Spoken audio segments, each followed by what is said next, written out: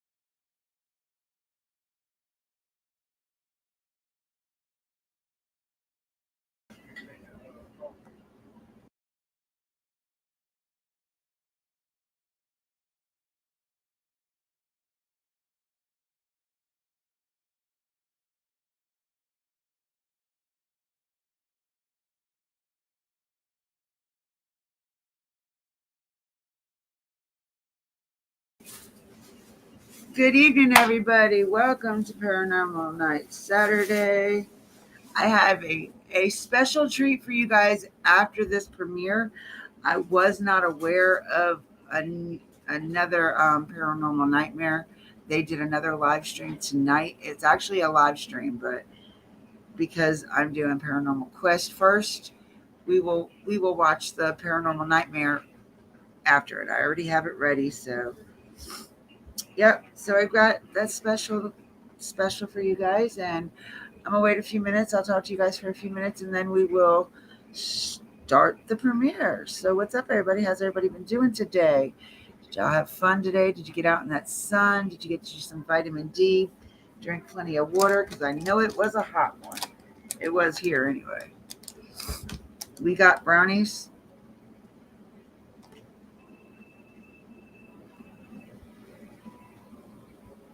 I want some brownies. They got brownies, Dan. Hey, get out of man, I don't know what it is up with my cat. He loves, if I'm playing on the laptop, he wants to be right on top of the laptop. Y'all, I'm getting ready to roll me one so I have something to smoke while we're watching the premiere, because I did not watch this one. So I have my pile sitting ready to roll up, and this little son of a bitch wants to walk in it.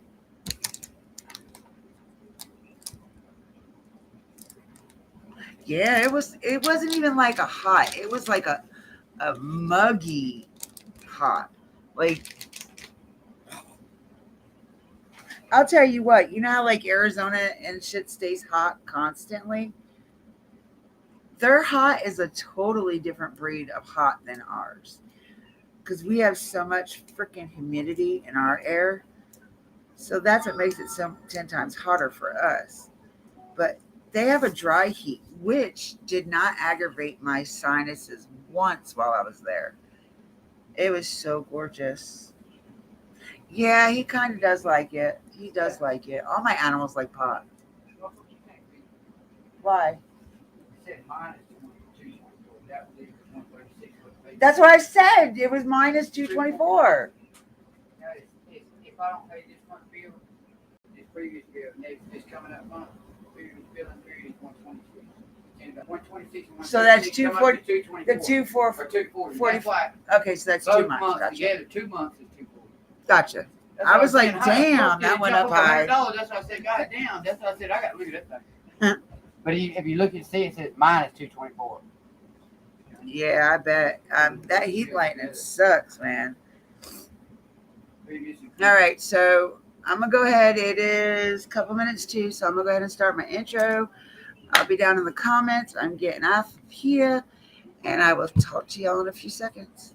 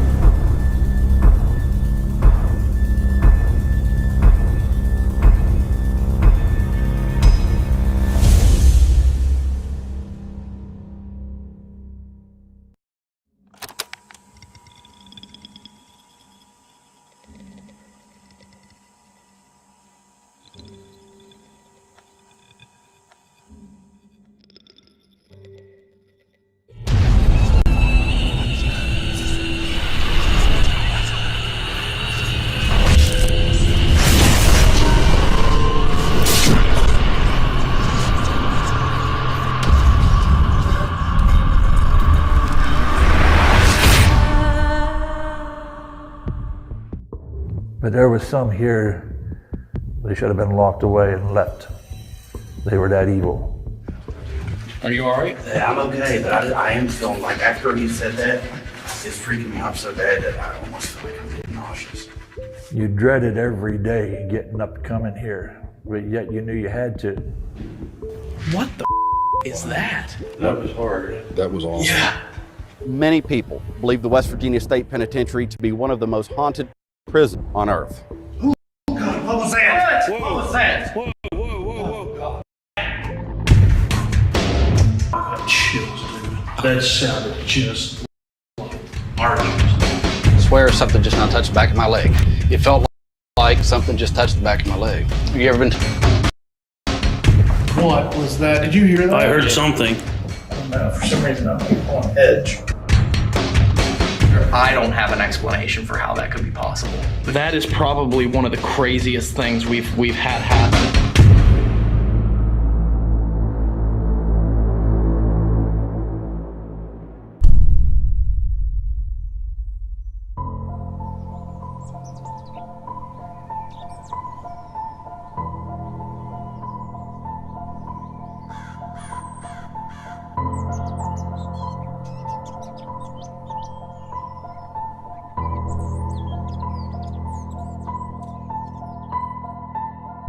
Our Paranormal Quest has brought us back to where it all started for us, the former West Virginia State Penitentiary. This was one of the most violent prisons in the United States, opened in 1866 and opened for 129 years until March 27, 1995. This prison was known for no other reason than being one of the most bloodiest institutions in the country. 998 documented deaths inside this institution after 1920. In the 1960s, the West Virginia Director of Corrections, Robert Sarver, described the West Virginia Penitentiary as an austere, frightening, trauma-producing monstrosity. Ultimately, the West Virginia State Supreme Court determined this institution was in direct violation of the Eighth Amendment for cruel and unusual living conditions. With so many years of tragic history and bloodshed within these walls is why many people believe the West Virginia State Penitentiary to be one of the most haunted prisons on earth.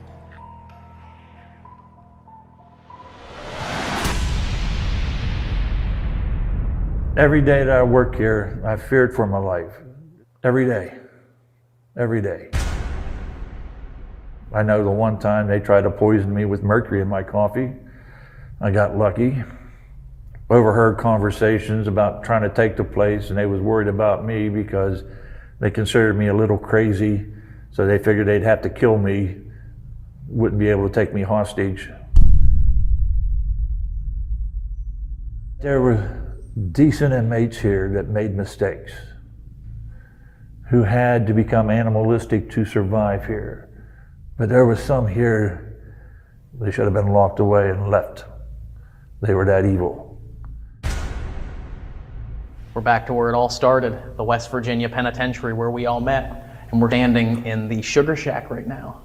Now, one thing I wanted to mention about this particular location is on September 11th of 2021, we're going to be hosting the West Virginia Penitentiary Paranormal Convention, or Paracon, here at this location. So we're going to be returning here again for that convention. But this is where we all met. This is where we've worked at one point or another, some of us presently, some of us in the past, and you know, the location that always calls us back. One of the most violent prisons in the United States of America.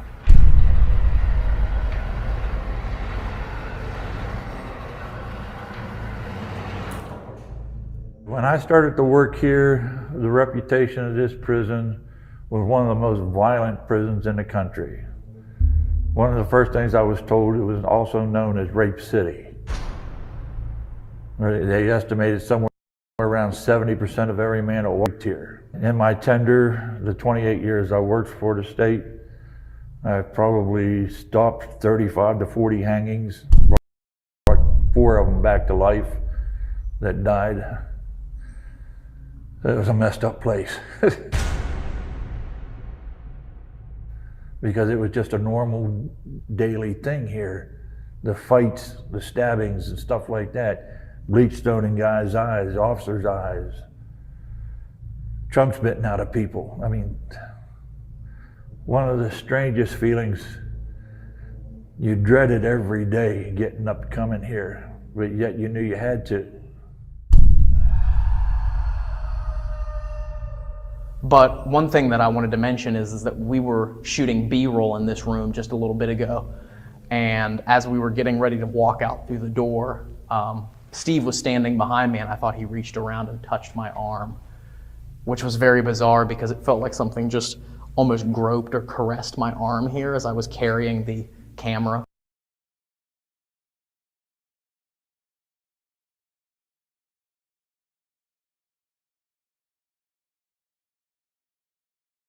that was attached to our slider. I was carrying that out like this, and I felt like something grabbed my arm, which was really, really bizarre. And that was just right here. The Sugar Shack, a gaming area, had ping pong tables, pool tables, couches, and things like that. The only problem there was no officers were in there when the inmates were in there. It was too dangerous for the officers. They would just make rounds after the place closed to see if there was anything left there. There was two places that I considered the most violent here. It was North Hall and the psych ward. The psych ward, because there was only one officer up there, and you averaged somewhere around 35 inmates who were not chained down or strapped in or anything. They just got up and walked around with you. But a lot of violence happened over there. Guys, broken eye sockets, ears ripped off, things like that there was commonplace for the officers to happen to them. How long's it been since we investigated here for Paranormal Quest? Oh, at least 3 years or something, a couple of years, at least for the four of us. Yeah. It's due time, overdue. When I was working here, the big story was of the Shadow Man. The tower officers would call, and they would see him run across the yard and run up the walls and things like that, and we'd have to relieve the tower officers and send them home because they were scared. RD, Robert Daniel Walls. The tower officers would be yelling on the radio that there's someone standing at the top of the stairs going down into the basement. He was a trustee who lived down in the basement, took care of the plumbing and the electrical and things like that down in there. Well, he had his ex-lover. They broke up. He kept trying to get Charlie back, but Charlie didn't want nothing to do to him, so him and his new lover, Billy, went down into the basement and they butchered him. We do want to have Chuck come in and do a session with us here to start the investigation, but it's just going to be us, the building, completely to ourselves for the entire night. And that's usually when this place comes alive. And we're really excited to see what activity and evidence we can actually capture inside this building. But yeah, we're going to be doing solo missions. We're going to be each taking our own separate cell block and being alone in that cell block. And when you're isolated, when you're alone, things can get a bit creepy inside this building.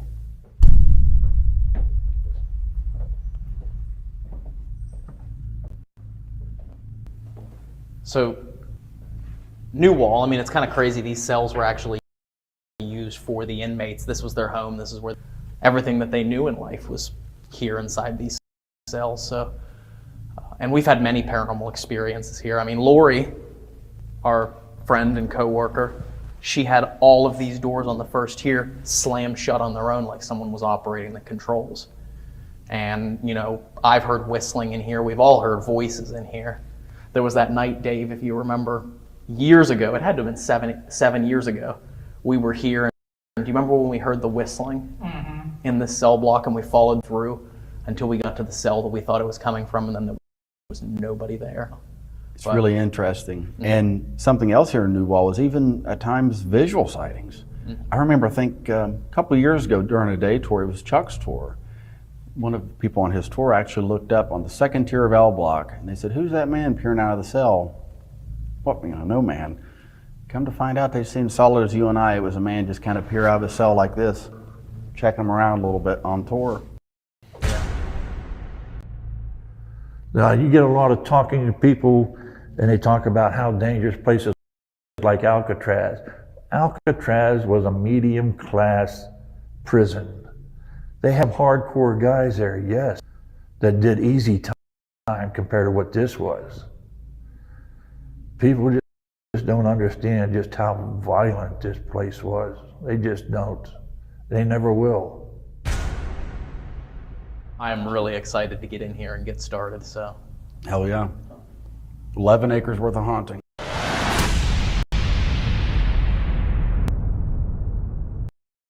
For one of our abandonment angles tonight, we're going to reintroduce the cap from my museum. It actually went to this chair.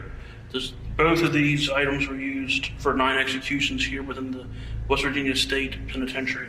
So what we're going to use is the customized device that Ryan and Dave put together, which is a repurposed REM pod, if you will.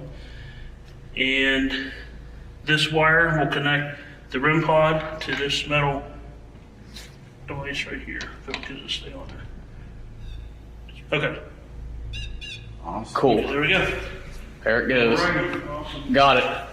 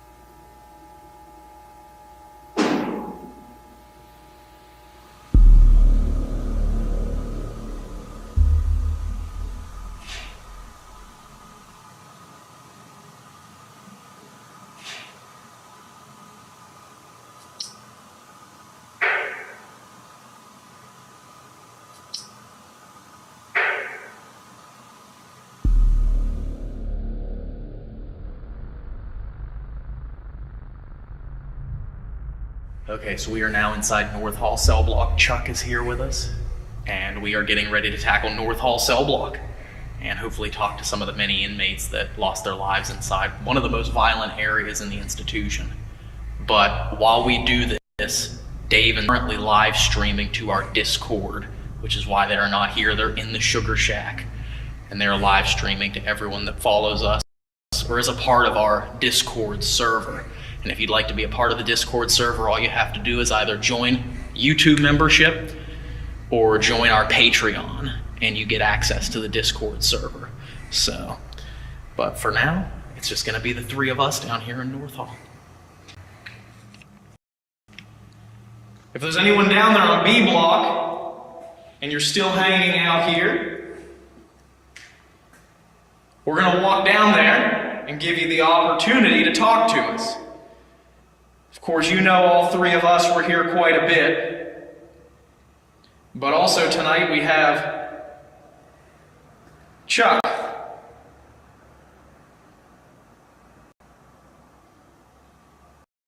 I remember him in various capacities if you were alive when he worked here. What was that? That was wild. Sounded like he was behind us here on this wall. Jump right back over here again. In various capacities if you were alive when he worked here. What was that? That was wild.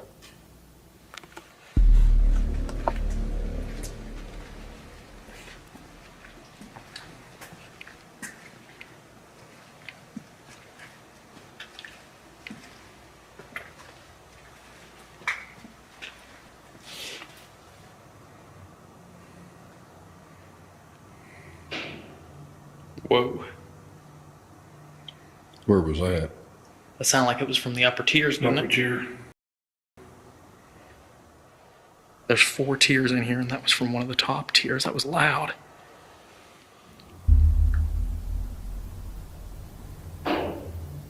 Whoa. Where was that? That sounded like it was from the upper tiers, didn't Upper it? tier.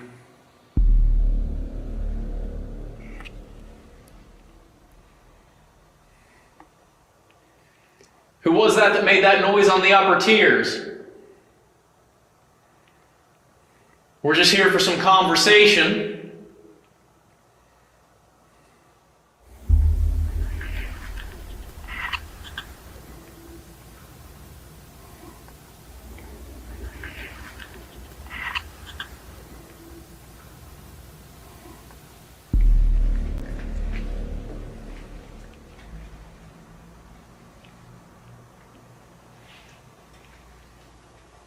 Let me know if that thing spikes, Chuck.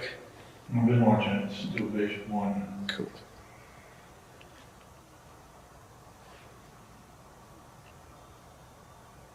Is that you?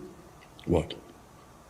I thought I heard like a mumble from behind, right behind me and between us. I thought I heard something like that a little bit ago. I've been watching it. Still basic 1. Cool.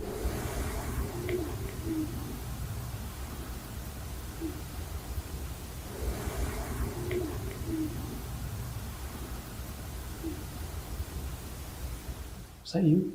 What?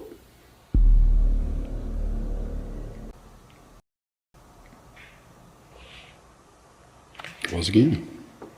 It sounded like, It's behind us. yeah, like something being drugged across the. Hello? It sounds like heavy movement too. It's not just like little Yeah. scrapes or I can't shots. think of his name. The one that was dead, he bled out in 2.5 minutes, ran off the tier, laid up against the fence. Roland Vance. Roland Vance. Yeah. He came off the top tier, or upper tiers, I don't know which part of it. Roland Vance, is that you that we're hearing?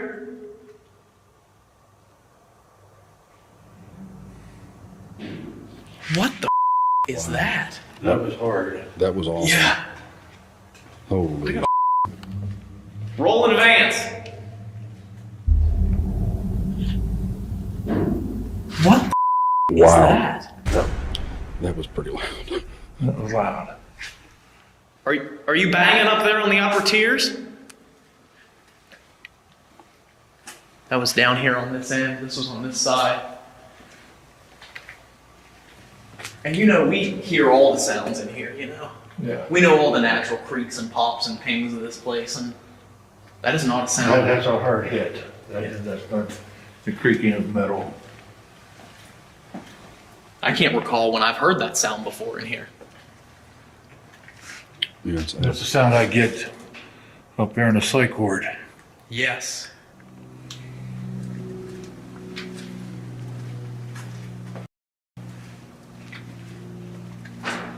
Whoa. awesome. A side. It's on A. Yep. Thank you very much for that. That was loud again. Yeah.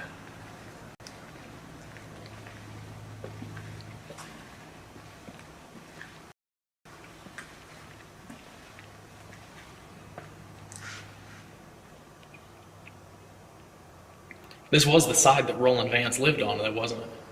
That's what I'm saying. I'm not quite sure. I don't know. Yeah. Because that would have been just a few months before you started here. Just a right? few months before I started. Like Chuck said, it is ironic that this is basically right where he died. It is, yeah. Yeah, made it over to the fence. And died right there. Did you lead us over to where you died, Roland?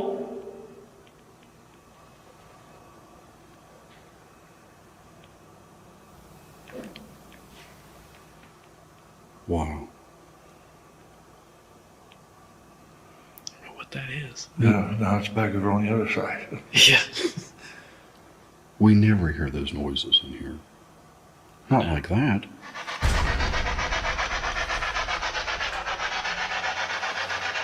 Who's making all the knocking sounds that we're hearing?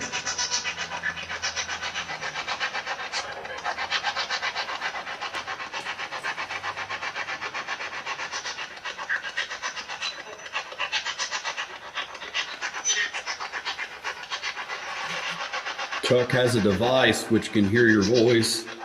Can you speak close to him and loud and clear for us? Are you a convict here?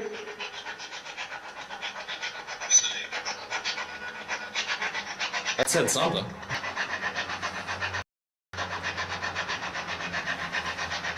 Can you tell us your name?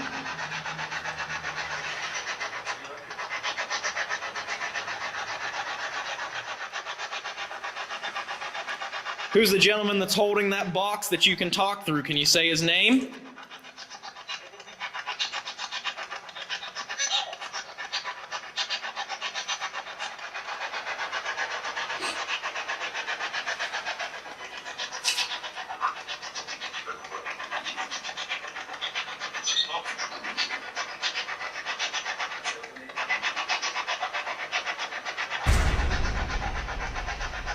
Not being very chatty through that. Huh? They're not being very chatty through that. No, they're not.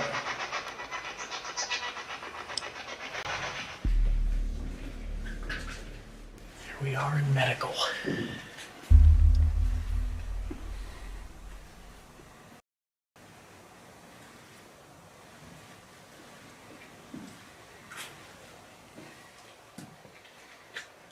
The guy that did the blood work in here was an inmate. What did he do? He's the one that drew the blood from all the officers that came here to get a job. Well, he was one of them trustees that got to get out and walk to his home and visit his wife and that, and he one day beat his wife to death. So he's a murderer. Yeah. Wow.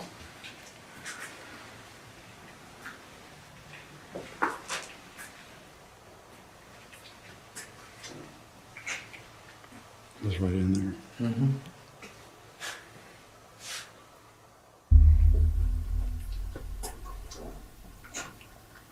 It was right in there. Mm-hmm. That's where they've heard footsteps and stuff like that in there, walking around the machine.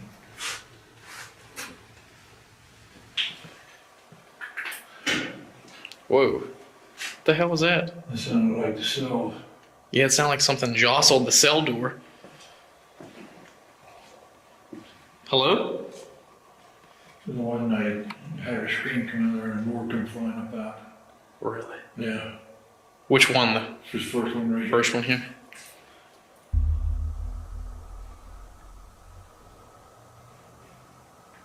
What was that? That came from behind you here. I've never. Did you hear that? No, I didn't hear that, but I saw light change on this wall. Right there by the door? Yeah. It sounded like boom, boom. There it is again.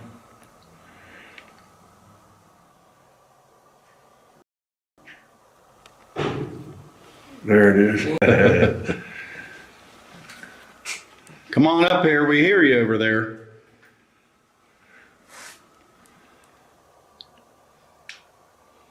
Three minutes of battery left here.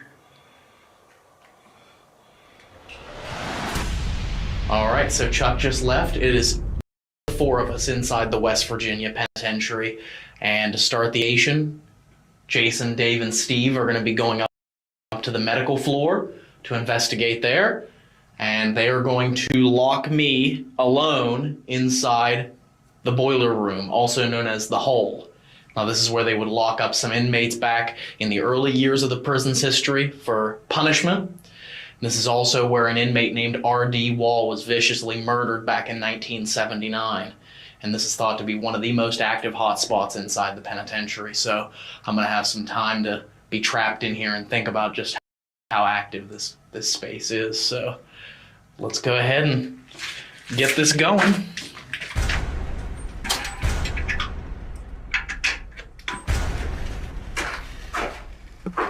I'm officially alone inside the boiler room, or the hole as it's called. And we're gonna see what we can do.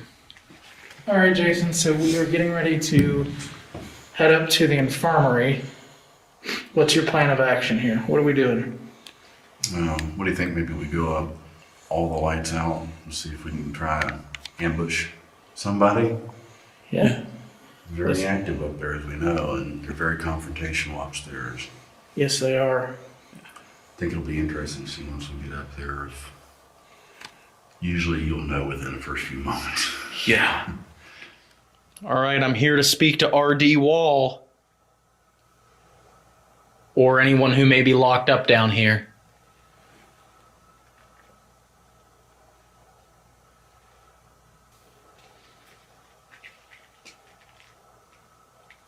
R.D., are you here?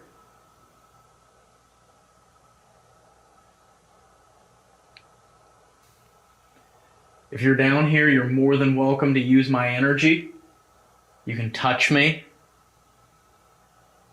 if you'd like. Whatever you need to do to let me know that you're here.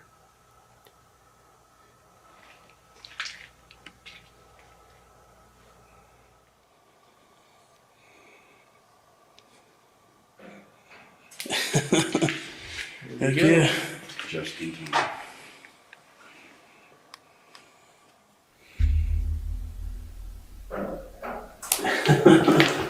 Here we go. Just in time.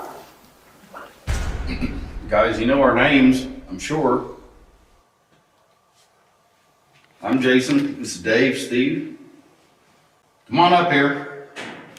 Here we go. Come on, guys. Come out here. We're going to talk for a minute.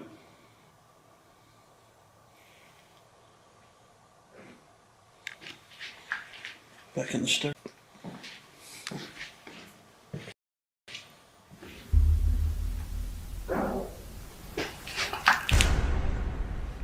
We're gonna send Red through here. Do you like Red?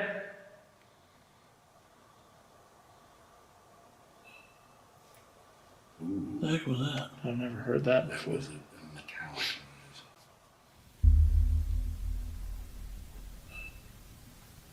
Ooh. What the heck was that? I've never heard that That before. was a metallic noise. I'm officially in the farthest back part of the boiler room, or the hole. This is the room where R.D. Wall was killed. I have a K2 set up right there. I can't really see it, as well as a cat ball set up right down here in front of me as well. I don't know if the guys are getting any activity upstairs in the infirmary, but we'll work with what we have down here. Let's do it. Whoa. The cat ball just went off. Gills. RD? RD Wall, did you just touch that? I didn't move, and you will see in that camera. Like, I'm stomping my foot here. Like, my foot and it's not doing it. There's a device right here on this chair that you can get energy from. Use it to make safety up here for us if you can.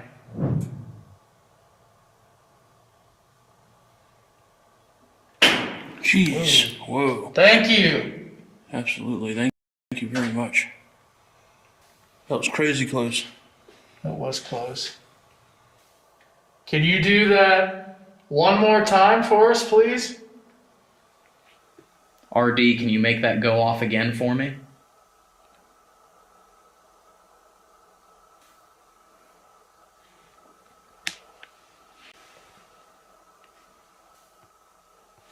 Or can you get close to this other thing that's on the floor down here?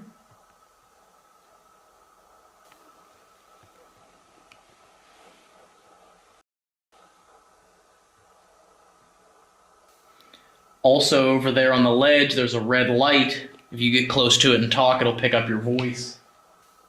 Can you say something to it?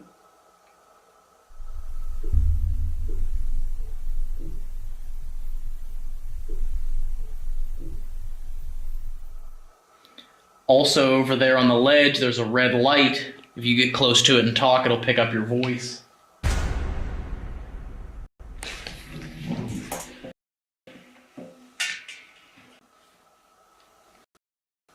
If you're trying to sneak up behind me and come through, you're more than welcome to, but I just want to talk to you.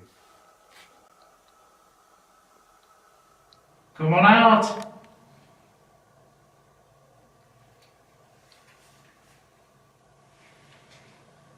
Where are you hiding at?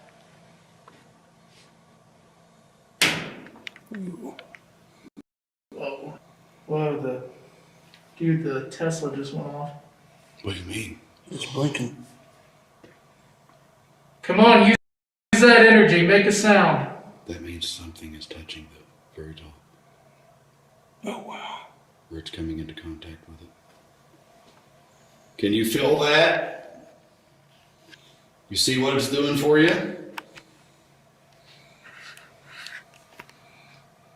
Can you go down to the red light and do the same thing there?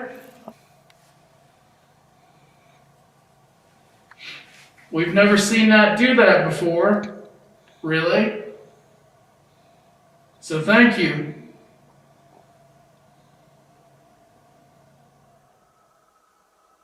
If there's anybody out here, you're more than welcome to come into the room with me and have a chat.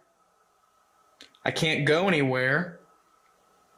Just like you all used to be. Just like the punishment they used to inflict on you guys. I'm locked down here in the basement by myself. I'm alone and I can't get out. So if I ever needed someone to talk to, I need someone to talk to now more than ever.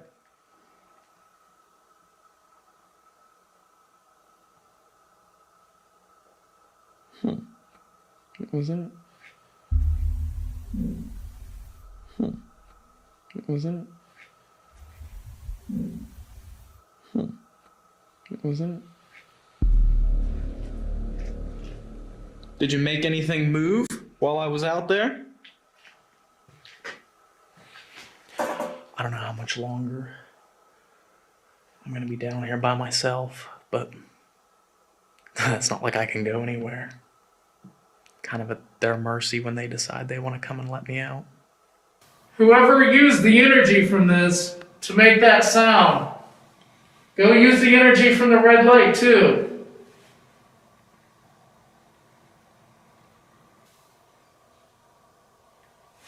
Whoa. Yeah.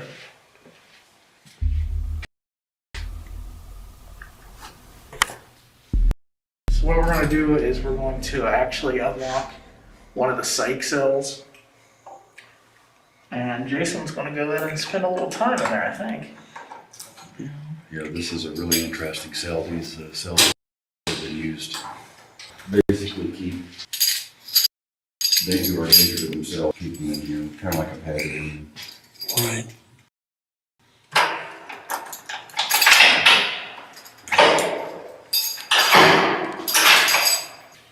Have fun. Here you go. Okay. Inside this room that I'm entering now, this is the room actually where the first apparition caught on video in the West Virginia Penitentiary was captured. It was captured in this room here.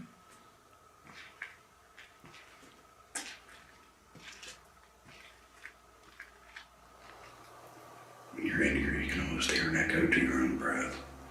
It's really disorienting. Hey, I need some help.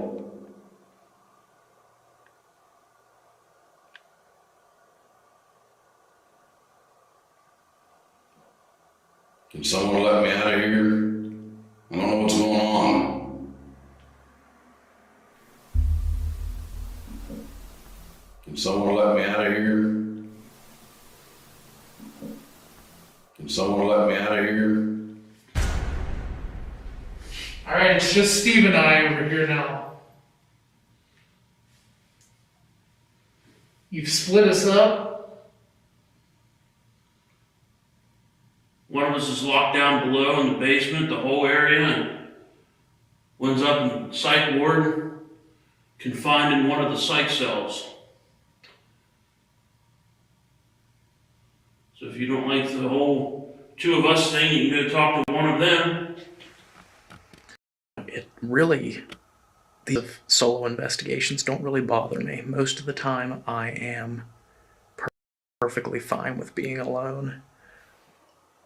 You can hear my voice, make a noise, let me hear you.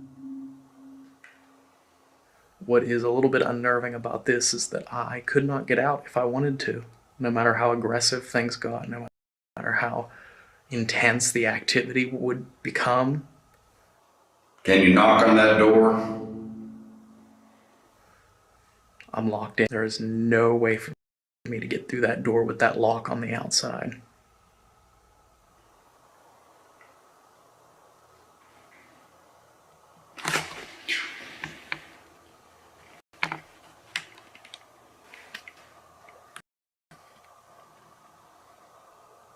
Could have sworn maybe I don't know. There was a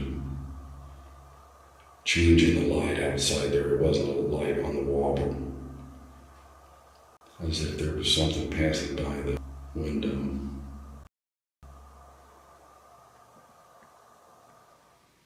We want to give you a voice. Absolutely. We love history. We love the history of this place, and you all make up the history. What was that? I thought that was you. No, it was not me. I don't know. We love history. We love the history of this place, and you all make up the history. What was that? I thought that was you. No, it was not me.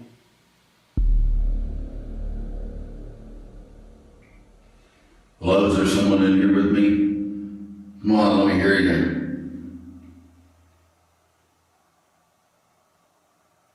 Run down there and get Jason out of the confinement cell. Okay. Then we go check on Ryan. Yeah, we should probably go get Ryan. It's been over an hour. You don't want to talk to you guys. Hey, who's here? Need some help getting out of this cell.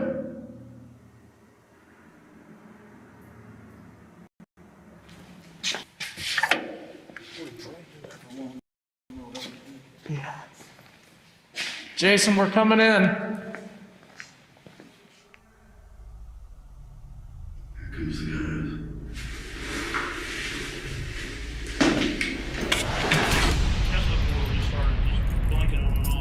Oh, really? Yeah, that was weird. So we are getting ready to all four do solo missions. There are 4 housing units that are still here in the West Virginia Penitentiary. We're going to split up between the 4 housing units. Steve is going to go to North Hall. I'm going to be in New Wall Cell Block, mainline population. Dave is going to be in the protective custody, and Jason's going to be in Honor Hall by himself. Now this is interesting because we had some creepy experiences and captured some creepy stuff in Honor Hall a couple years ago when we were just here for work. We were working that night and we took a recorder down to Honor Hall and it was bizarre. It was really bizarre. Like Ryan said, we were the only people in the whole prison. Shortly after we got to Honor Hall, we hear what sounds like this loud slam of the door coming from this area. So for him to have painted these images in here when this was Max, was he? I don't know. A few seconds later, we hear this noise again. It sounds like someone's moving south in the prison, getting closer towards us, closing these doors, slamming them. Man, I'm shaking. See anybody? I don't know. We hear this like 3 times, and then we move over to C block. It's been a long time since I heard something that loud in here. Yeah. Where was he at? And when we're over on C block, at one point, Ryan asked a question, and moments later, we both heard this sound that, I mean, you couldn't feel the floor shake. It was so loud. Mm-hmm.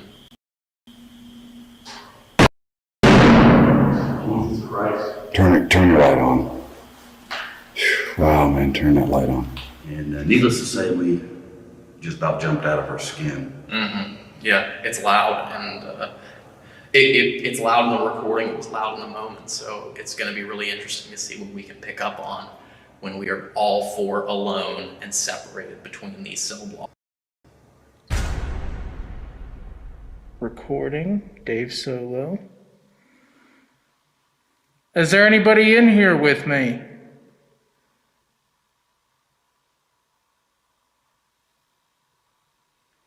It's been a while since I've been down here on this block. PC, as it's called. What's your name?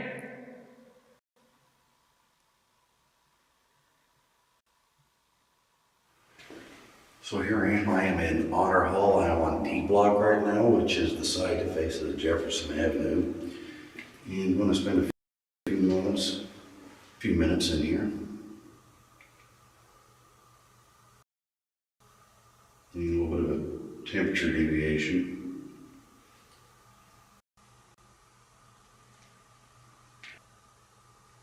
When the prison closed, this was used for trustees, but over the years this was actually used for the lockup unit, the segregation unit as they would call it. Here this was known as the adjustment center. They said this is where they would bring inmates to have an attitude adjustment.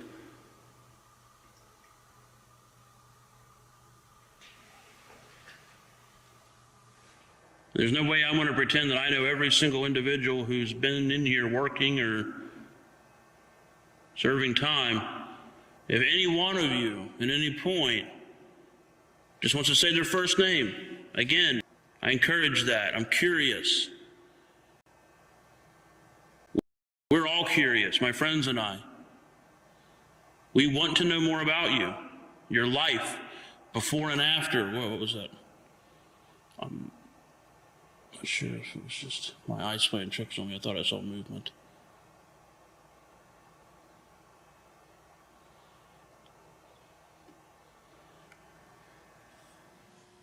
There's a device here in front of me.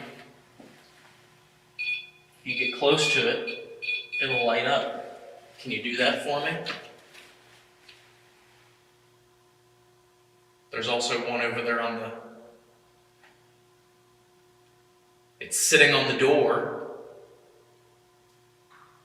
of cell 19.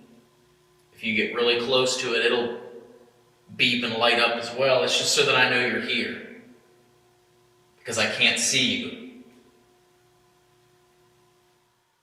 Again, my name is Dave. I'm sure that you've seen me in here before, many, many times. Can you let me know if you're here? I'd be interested to know if you... That's a weird sound. I'd be interested to know if you are.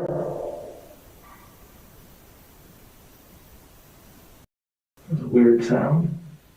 I'm going over to C Block if you want to follow me over.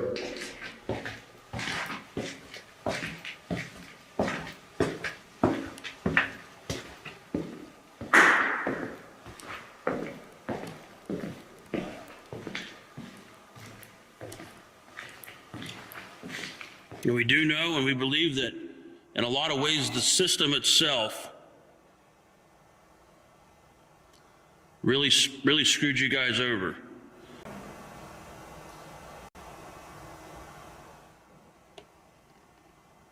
I hear you. I hear you. Make it louder. If you're still bitter, if you're still angry with what the system did,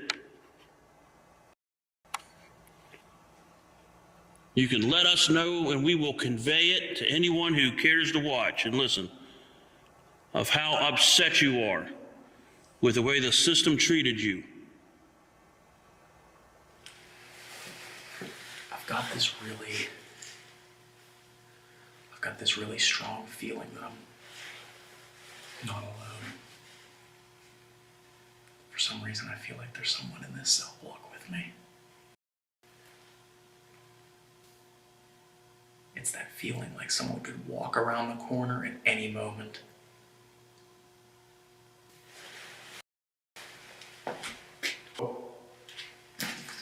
Who's down there? I just saw like a mist down here on the lower tier. That camera's wide enough, it may have gotten it, I don't know. Whew, I got chills. I have chills all over me right now, like literally head to toe chills. I just saw a white mist walking down here on the first tier. Does anybody in here know Quilliams?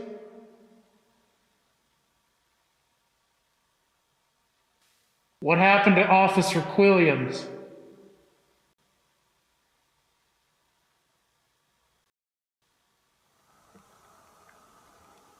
Come on, let me hear you guys.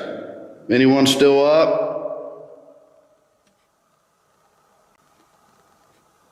Sound like a little scuff on the floor.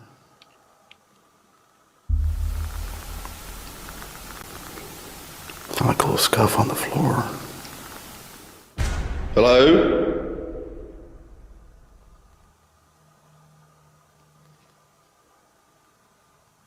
Who's moving around down there?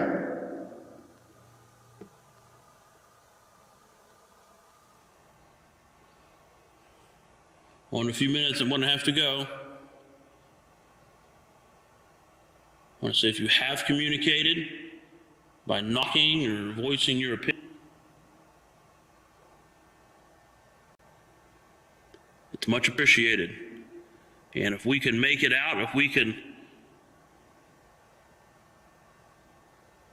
decipher, if we can hear your message, it will be documented. And people will be able to listen to it. They'll be able to hear your side of your story. This camera just said buffer overload, could not write data in time, and then it had to recover the files that we've recorded. Are you serious? I mean, it did recover it, but recording. Did anybody bring the S box? No, I can go up and get it. Oh God, what was that? Whoa. What was that? Whoa, whoa, whoa, Oh whoa. God, what was that? Okay, What the f was I had that? my camera pointing in your direction. it's not letting me record files What down here. was that? I've never seen this. What was that? What happened? What happened? That freaked me out. Hang on, what was that?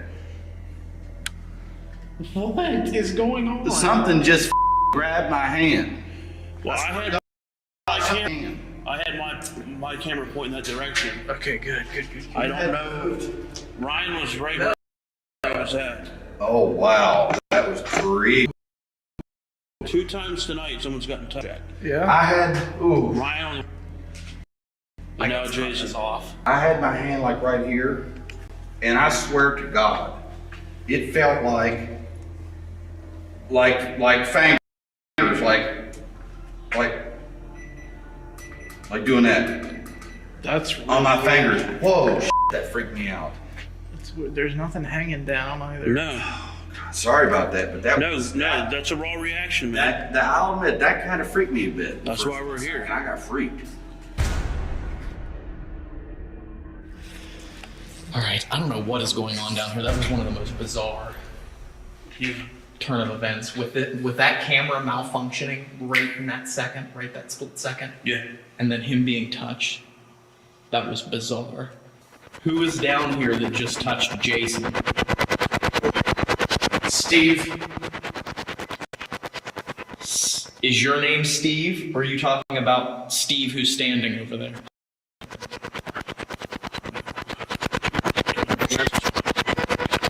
That's right.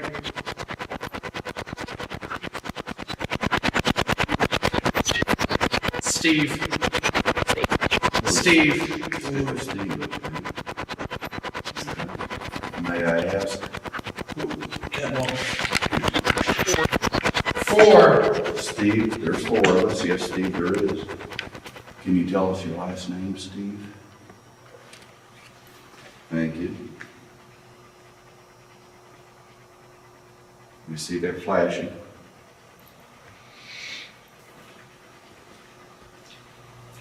You want to touch me again?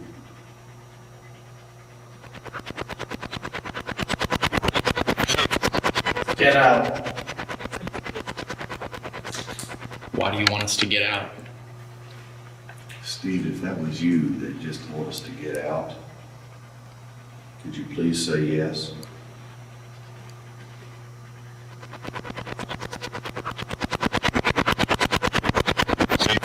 Steve.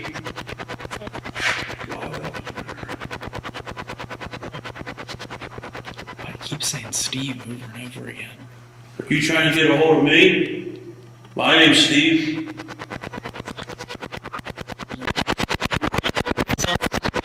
Sorry. What are you sorry about? Steve. Steve, you haven't lit up one of these balls in a while. Remember how you were lighting up that ball on the floor? About 3 or 4 times in a row.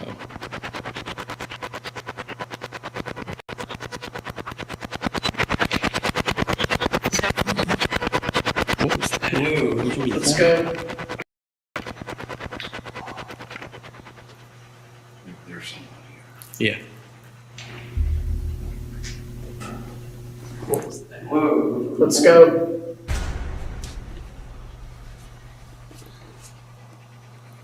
Something just touched my face.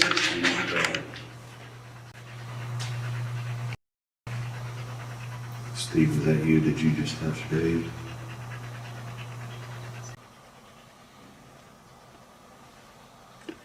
Is he okay?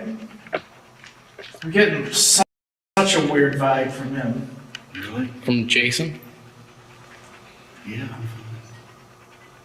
Are you okay? What the heck? My battery just dropped from 2 bars to... I don't know what's going on. He's got some kind of a weird energy with him. You're freaking me out, man. Are you serious? Time to take the headphones off. Dave. Take the headphones off for a second. I did. Okay. I was gonna say you're freaking me out. It's, My battery just dropped from 2 bars to, like, yellow. There's no bars left in mine. it just dropped that quick. Yeah, I was at 2 bars. When we started, we were at 53 minutes. Yeah. And we've been recording for 19. We're Yeah. right at 20 minutes. I just dropped 2 bars to nothing. I mean, I can tell you, I feel like I'm flushed. I almost feel like I'm getting lightheaded. I don't know. Is it like I'm someone else? It was starting to get there. It was starting to get there. This is getting a little freaky. Yeah. Because we are not alone. Are you? I'm okay, but I am feeling like after he said that, it's freaking me out so bad that I almost feel like I'm getting nauseous. Lightheaded. Are you right now? Remember, a lot of our past experiences in this area, the Sugar Shack, not everything is as it seems. There's been a lot of manipulation in this room.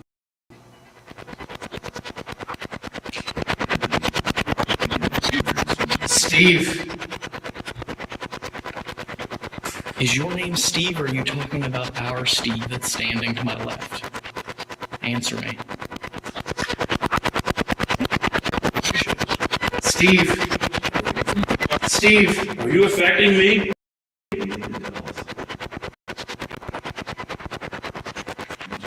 I've got chills right now. My arms, my legs, my back, everything. Okay. Battery level I'm not recording. You're what? It just died. It just died. It just freaking died.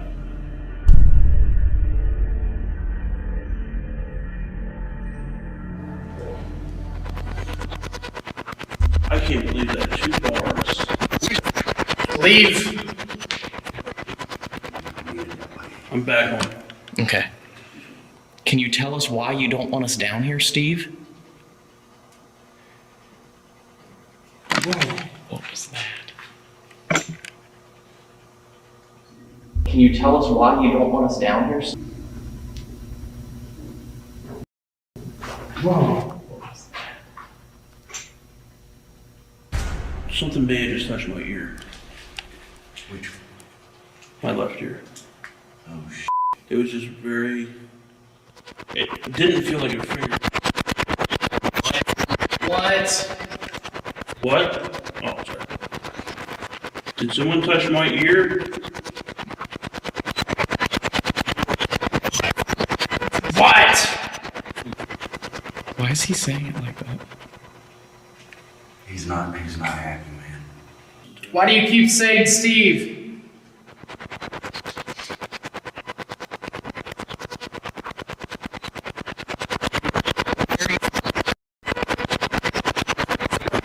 I couldn't make it out.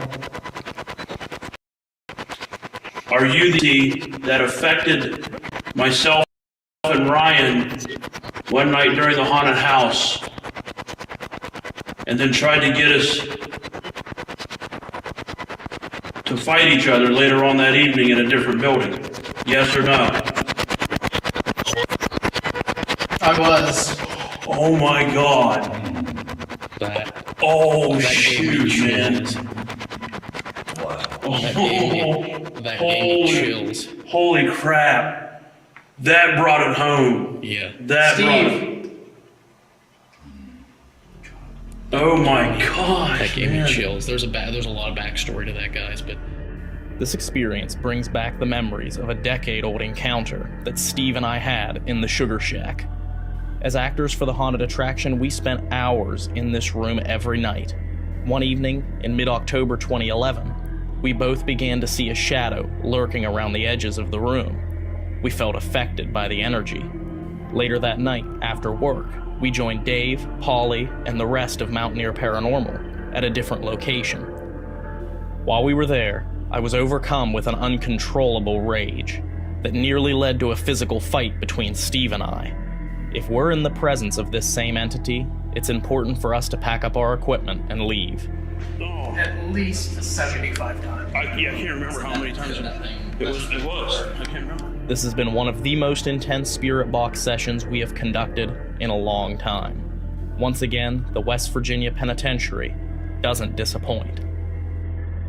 This building was the start of our paranormal quest, and it will always be one of the biggest reasons we search for proof of the paranormal. A legacy of being so violent, so dangerous, so cruel, that it was given the nickname the Gates to Hell. And these are the halls that they walked, and that's where we're walking tonight. Some of the bloodiest walls in a prison that we've ever heard of. What was that? I don't know. We are about to get absolutely wrecked by some severe thunderstorms. Yes, we are. You can come a little closer. Oh! Wow. If you're mad that they locked you up down here, can you touch that again? Wow. Oh, I was about to ask it to do that. The music box just went off. Did you hear that? Oh, it sounded like a voice. Dude, I heard a step. You did? Yep. Who? Who's standing right here in front of me? Everything's going off, man. Whoa, dude. What was that? Are you messing with our stuff? Are you for real? This place is crazy.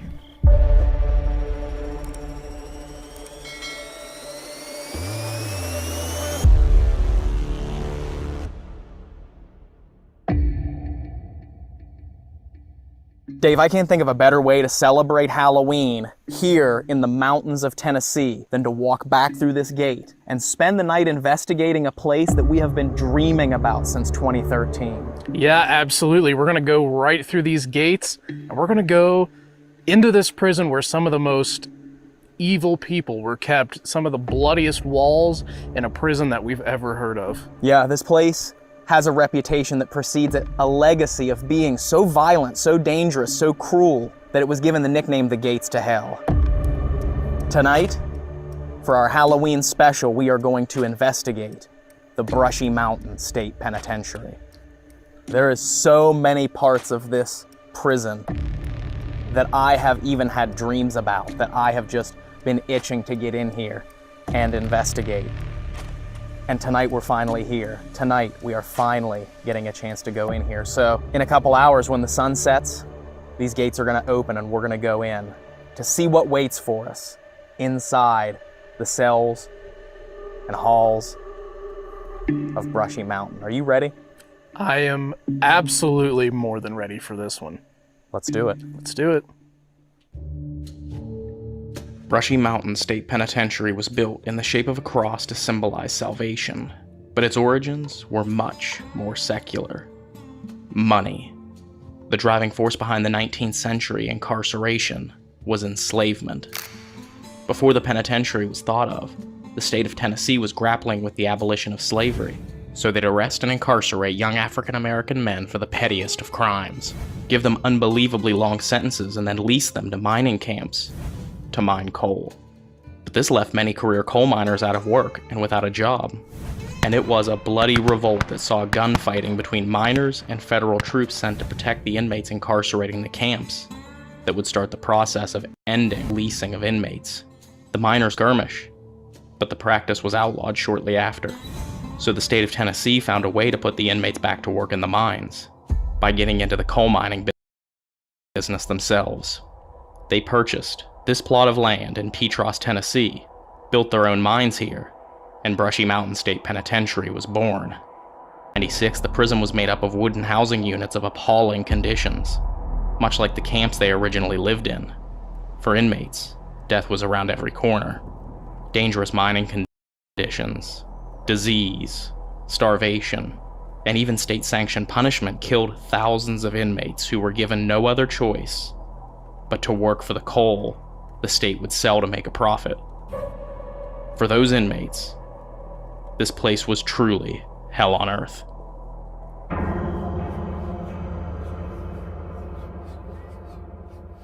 All right, it's official, Dave. Night has fallen and we are driving in through the gates. The gates to hell. Yes, we are. To the Brushy Mountain State Penitentiary. And if this experience wasn't already creepy, we are about to get absolutely wrecked by some severe thunderstorms. Yes, we are. And if that doesn't charge things up, I don't know what will. Here we go. Here we go. Through the gates of Brushy Mountain.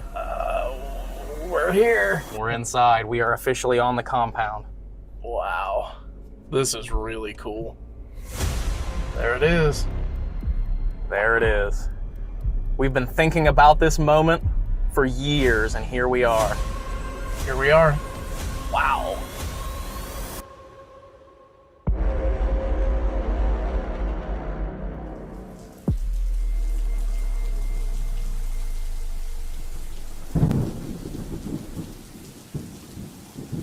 So we're officially inside Brushy Mountain State Penitentiary, and we are getting ready to do a walkthrough of some of the hot spots, some of the areas people have seen paranormal activity, some of the areas where some pretty violent deaths occurred. This place is absolutely intimidating, creepy, but historical. And tonight we have some very special investigators that are going to be joining us. We're going to be joining them. Here with us today we have Kalani Ghost Hunter. What's going on, guys? How's everybody doing out there? I'm known for live streaming on TikTok, but I met Paranormal Quest at West Virginia Penn, and we've been trying to get something in the works for a while now, so I'm glad that we could figure something out. And I'm from Tennessee, so Brushy is one that I've had on my list for a long time. What's really cool about this place, out of a lot of the other places I've been, is you mentioned Brushy Mountain, and there's usually already a note of that place is haunted, or that place or there's something there. So I'm super excited to see what we get here tonight, especially knowing how dark some of the history is here. Absolutely. And then also we have his wife, Savannah. Hello. Right over here. Gonna try not to pee my pants. I'm a little bit scared.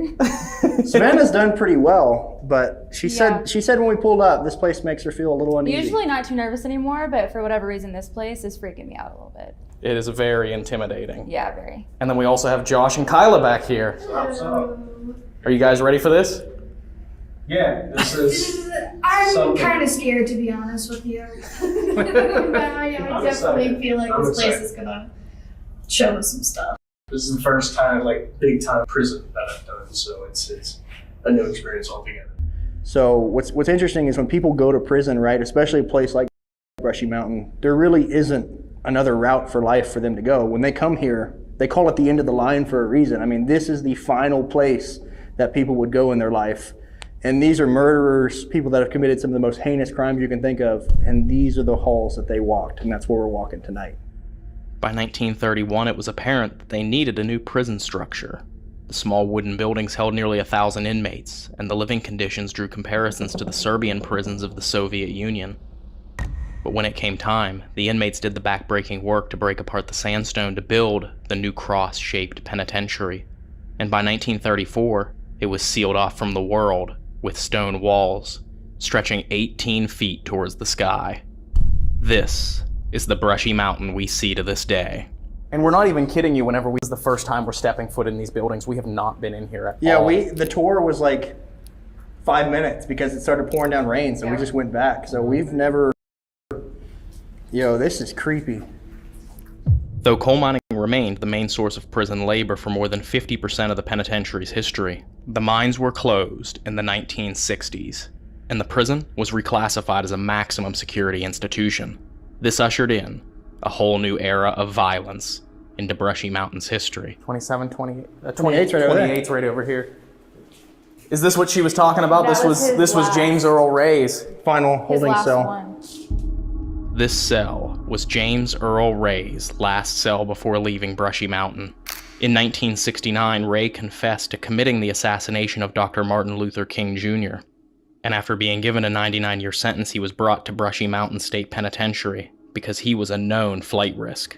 This fortress was known for being one of the most difficult institutions to escape, but that didn't stop Ray. 7 inmates went over the back wall at the Brushy Mountain Prison around 7:30 last night with a makeshift wire ladder. Among them was James Earl Ray, the convicted assassin of Dr. Martin Luther King Jr. Ray has once again been put on the FBI's 10 most wanted list. He didn't die here, but this was the last cell that he stayed in, and a lot of people that have come here have gotten in interaction with what they believe to be James Earl Ray. But I kind of, the entities here know there's people looking for James Earl Ray, that just to get some attention, they'll say they're James Earl Ray. That's what I would probably side with, but I mean, it's possible that he could be here. It is. It's no doubt that James Earl Ray's presence escalated racial violence within Brushy Mountain. On June 5, 1981, Ray was attacked in the laundry building by multiple other inmates armed with a 12-inch knife made from a window brace. They stabbed Ray 22 times. He had wounds to his face, head, neck, and chest, but ultimately survived. It took 77 stitches and an hour of surgery for the doctors to close the wounds. 8 months later, this tension would erupt again into a violent display that occurred just 2 tiers above our heads. So this is the floor it happened on? Yes. On the 9th of February 1982, 7 white inmates sawed through their bars of their cells to escape onto the 3rd tier. They used homemade knives to take officers hostage and take control of one of the officers' pistols. All of the other cells were still locked. There was nowhere for their victims to go. Using the .25 caliber pistol, 12 to 14 shots were fired into 3 cells. 4 men were shot. 2 of them died. But it also makes you think the energy, not just the spirits, but the energy trapped in here, because the men that were locked in these cells, some of them literally hiding behind mattresses to keep from being shot by these aggressors. It makes you think the fear that might still be soaked into the walls, along with the spirits of the people that died. As we're walking this terrifying murders took place, my camera stops recording. I know that I didn't stop it, because we always make sure to film these walkthroughs in one long clip. And unfortunately, it took me quite a while to realize that my camera... What? Somehow I stopped recording. Uh-oh. We'll find out when I stopped recording. Hopefully it wasn't long ago. This is just the first of many incidents that we are all going to experience tonight. Get a shot of this. Literally, I had 2 hours of battery left on this. It just corrupted that whole last file. Are you for real? This battery just went to 0. And now that file that we just filmed is going to have to be recovered. Of our cameras mysteriously malfunctioning. I'd like to find that hospital. I think it was the top floor, right? The darkest spot? Yeah. That's where they said that's the only place they've had negative energy, right? Yes. Yeah, people have been scratched. Actually, the hospital's on the same level that we're on now, but we're so lost that we don't even know where we're going. But as we start to ascend the stairs to go to the 4th floor, away from where the hospital is, we all hear something that catches our attention. And then across, we have to go back outside to get to that D block where they said the death. What was that? What was that? I have no idea. That's a loud knock. That was a loud. That was a bang. And then across, we have to go back outside to get to that D block where they said the death. Whoa. What was that? The death. Whoa. What was that? Dude, that was so loud. That was loud. That was. As we all try and follow the sound that we just heard, we round the corner, and sure enough, there's the hospital. But what are these doors here? Oh, what are yeah. these cells? Could they be medical units? They could be. To isolate people? We thought we were supposed to go upstairs to find the hospital, and we didn't know this was here. We were looking for this, but it's like as we were getting ready to go upstairs, it led us here. Yeah. With that sound. This hospital is going to be of particular interest to us tonight, as our host told us that this hospital is the only place inside the prison that they feel something malevolent resides. It'll be interesting to see what happens when we come back later. And it was interesting as I was walking up the stairs when we heard that noise. It was almost like, nope, wrong floor, come back. Right. It was weird about the timing. I think that's what's even more interesting about it. Our next place of interest is D Block, dubbed as the New Hole in the 1960s. This was punishment inside the institution. Even when it was first put into operation, the block got a bad inmates because it was built on the site of the old death house. This is where what little freedom the inmates did have came to die.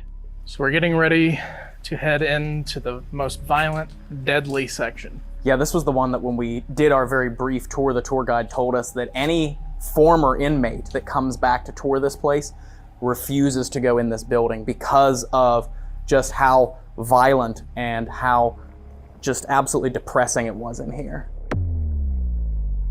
The only reprieve from the isolation was a cage where individual recreation took place. Just to walk from their cells to the rec cages, inmates were handcuffed and shackled to prevent any problems.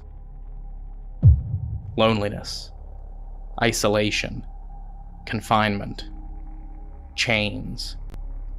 This was life in D Block. There's a different vibe in here. And you have to imagine what it probably would have been like walking through here when there were inmates here. Just not only hurling words and insults at you, but then also gassing them, which was when they would throw urine and feces and just bodily fluids out of the cells at the officers and stuff. You could imagine this would all be issues that they would have in here as the inmates became aggressive and more angry with the officers. This is all stuff they would have to deal with.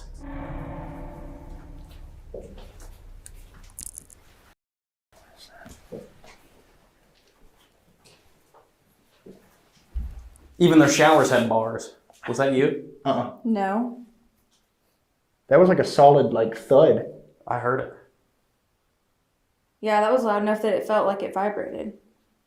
Hang on, let me make sure. No, that ain't me. This is concrete. No, that wasn't you. It sounded like it was.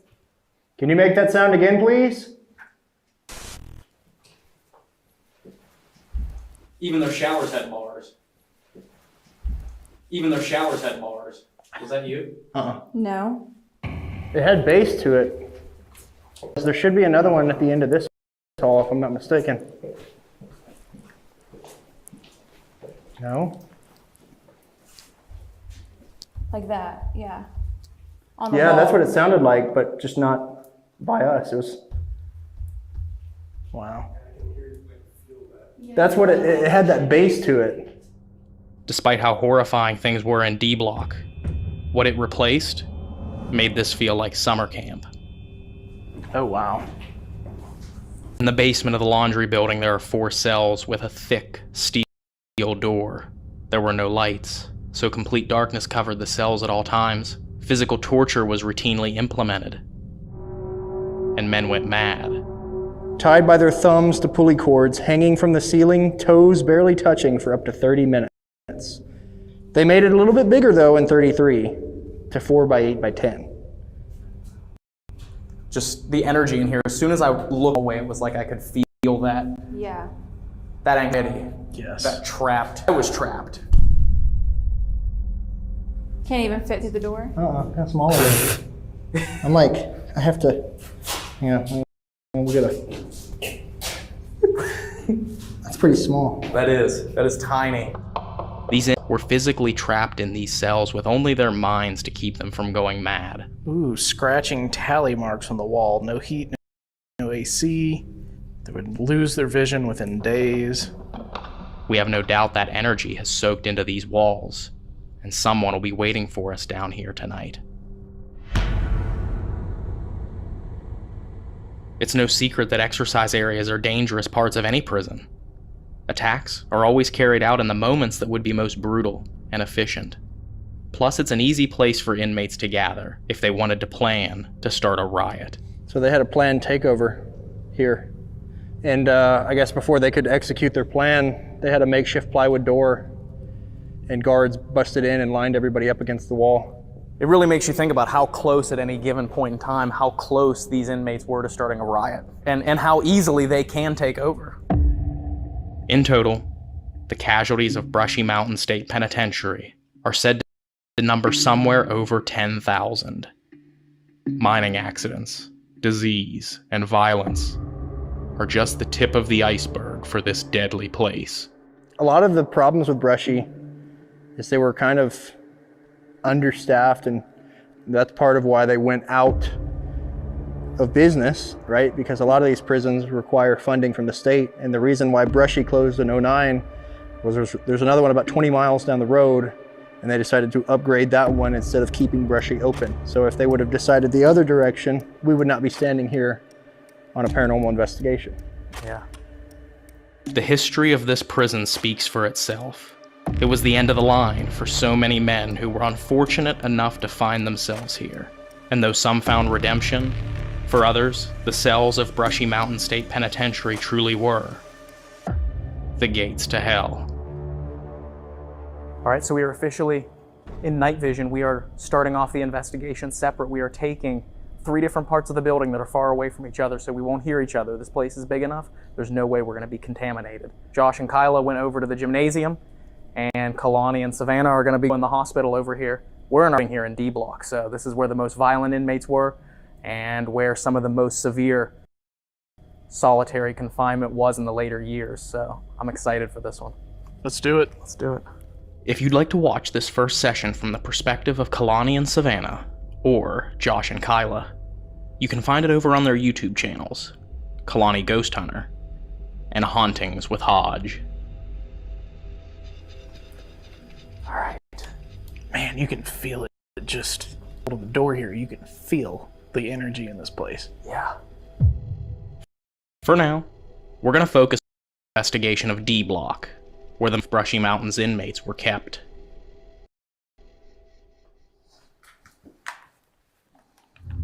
Oh, you know what we didn't do? Put batteries in these damn headphones. Whoa. Mel's going on. Mel just went.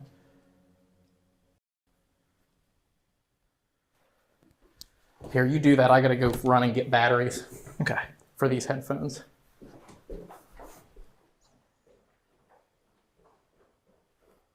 Hello, is there somebody here with me? Are you upset that I'm here?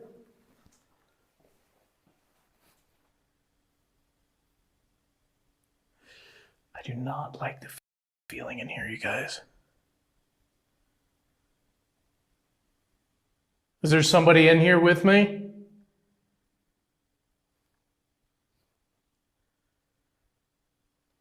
Somebody was making that device go off over there. Can you do that again for me? Right now, to get into this session as fast as we can, I am actually wearing a set of headphones called the Lucid headphones by Lucid Audio. These headphones are amplification headphones. They have microphones built into it. And we have discovered that when we wear these headphones, you can hear different frequencies. When we first turned these headphones on and tested them out in our home, you could actually hear the frequency coming from the Wi-Fi router. So that to me says that there may be more capabilities to capture voices at different frequencies that our ears can't hear.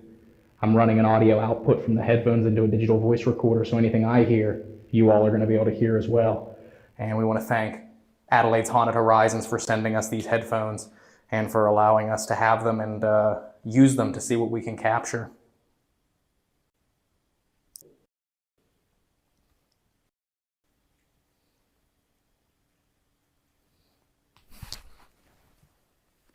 What happened? Something just touched the back of my head right there. It's like pulled on the hair on the back of my head. Did you just pull on my hair? Make yourself known.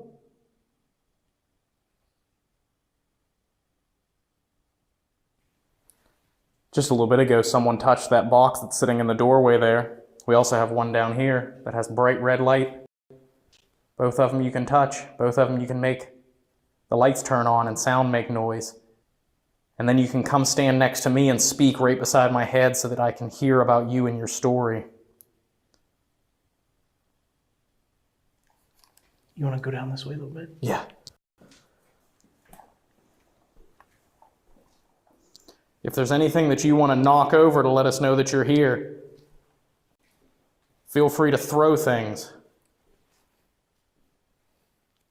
Can you make a sound and let us know where you're at?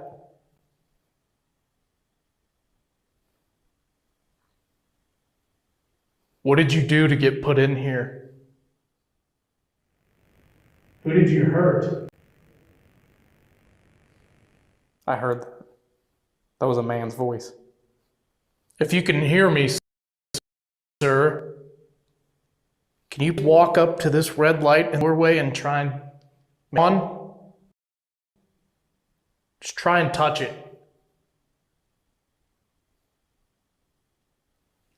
Something's about to happen. You feel it building up?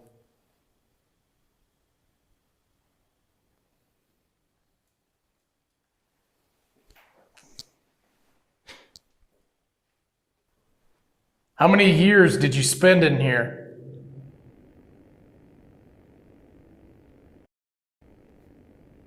I heard that. Come on down that hallway and touch that red light. I know you're over there, I can feel it.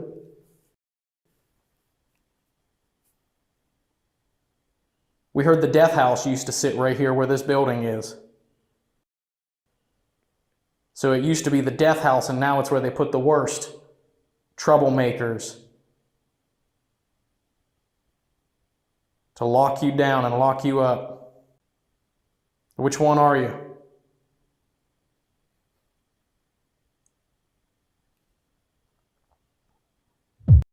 I wonder if this being right here, that camera can even see that. I'm going to move the REM pod so that the camera can see it. The action cam down there.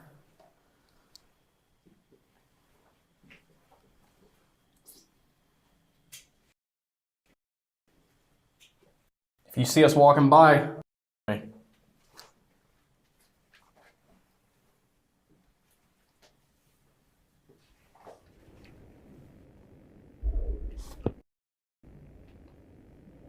What was that? I don't know. something just slammed.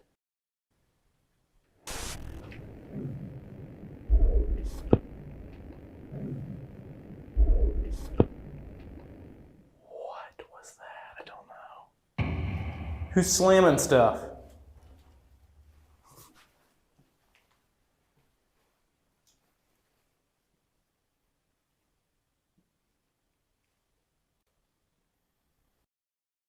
Anybody in here want to start a riot? Anyone want to get...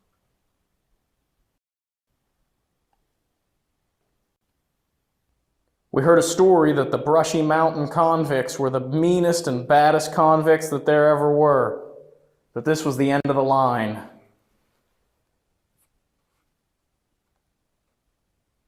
Can you show us what you're capable of?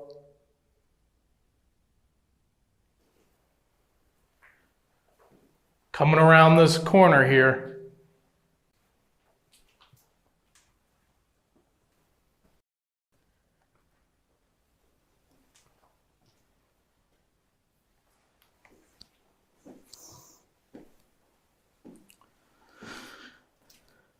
See this right here?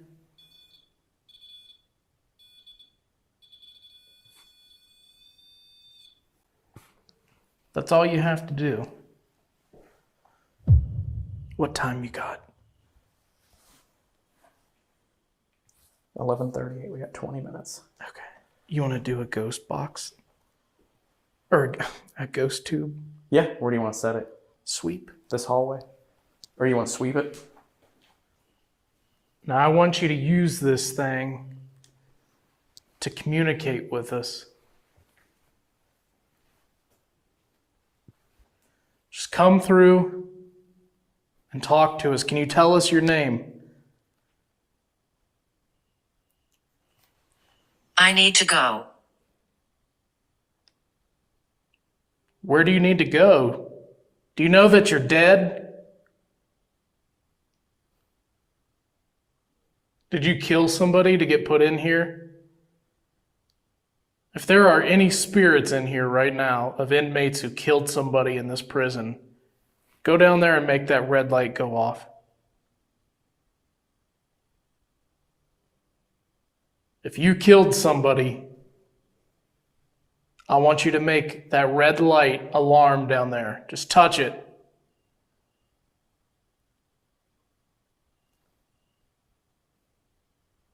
You were proud of that in here, I'm sure. So show us. Is there anyone here that took part in that awful killing? Upstairs, they called it the hostage shooting. I thought I heard something right there. Yeah. Is there anyone in here who took part in that despicable event?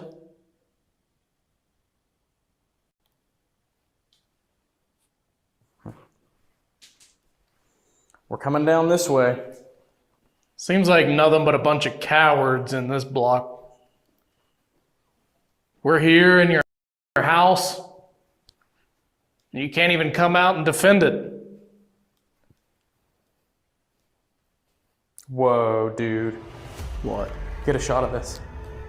2 hours of battery left on this. It just dropped to nothing. Out of nowhere. Did you just take all that from my camera? We're gonna be the new guys on the block. We're gonna take this house over.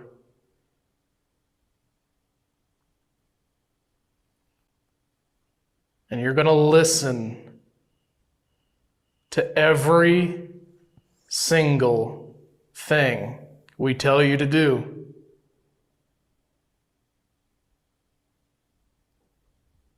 My friend here's a little aggressive. What if I just asked you if you wanted a smoke? Matthew. Anybody in here want to smoke?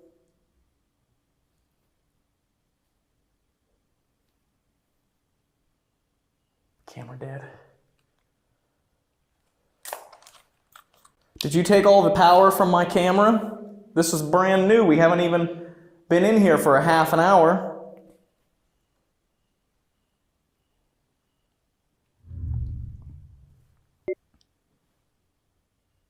EDI just went off. Come on down here and talk to us. Besides my camera battery being drained. Whoa, dude. What? Get a shot of this. Literally, I had 2 hours of battery left on this. The loud slamming sound we heard. And the millimeter alarming. Oh, you know what we didn't do? Put batteries in these damn headphones. Whoa. Mel's going off. Mel just went. We've had a pretty quiet session here in D Block, so it's time to meet back up and try something different.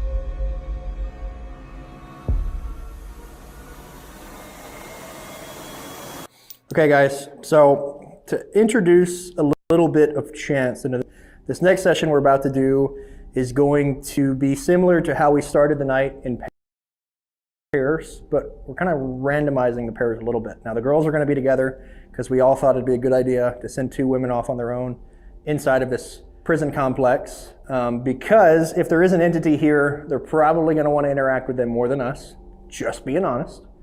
But the rest of us, we're going to flip a coin and see kind of who goes where. So I'll flip first, and we'll see. I got heads. Okay, Josh, flip and see what you get here. You got tails. That lines up good. All right, Ryan. All right, it's been decided. I'm going with Josh. Ryan's going with Josh. I'm going with Dave, and the two girls are going to be together. All right. Ready. Now that we have our team, we'll go up to the hospital, since Savannah didn't make it up there on their first session. Josh and I are going to the hole, where isolation and torture were used, and Savannah and Kyla will go to D Block to see if they have better luck than Dave and I. We'll be focusing on the hospital and the hole. If you want to see Savannah and Kyla's session, you can find them on the Kalani Ghost Hunter and Hauntings with Hodge channels. All right, so Josh and I are headed down into the basement of the laundry building. This is where the old hole was, where some of the most brutal treatment of the inmates actually was carried out. So I'm excited to get down here and see what happens. All right, so we're walking into this entire prison complex that our tour guides actually said there was something negative. This is, I believe, where we heard that noise earlier. Yeah. And then across, we have to go back outside to get to that D block where they said the death. Whoa. What was that? We thought we were supposed to go upstairs to find the hospital, and we didn't know this was here. We were looking for this, but it's like as we were getting ready to go upstairs, it led us here. Yeah. With that sound. You guys have one of these? No, not even familiar. Really cool. Once I get them straightened out and they're not glitching off each other. It's like having 12 K2 meters on a strand. Oh, wow. So they each activate independently.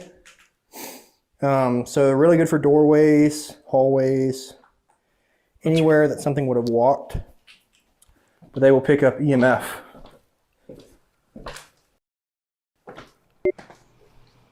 I'm coming in. It's interesting. Whoa. Mel meter was just going off.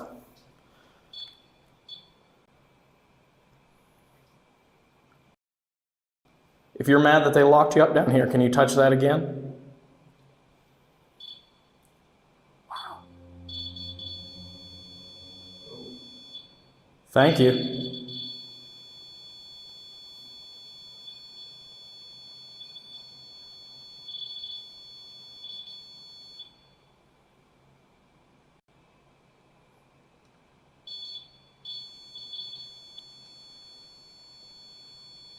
Can you step away from that, please, and come down here and set off the music again?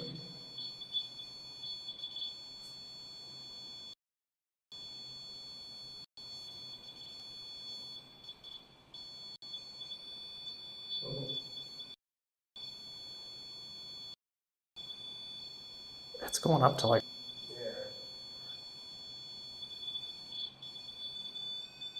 Wow. It just maxed it out. Yeah. Who is that?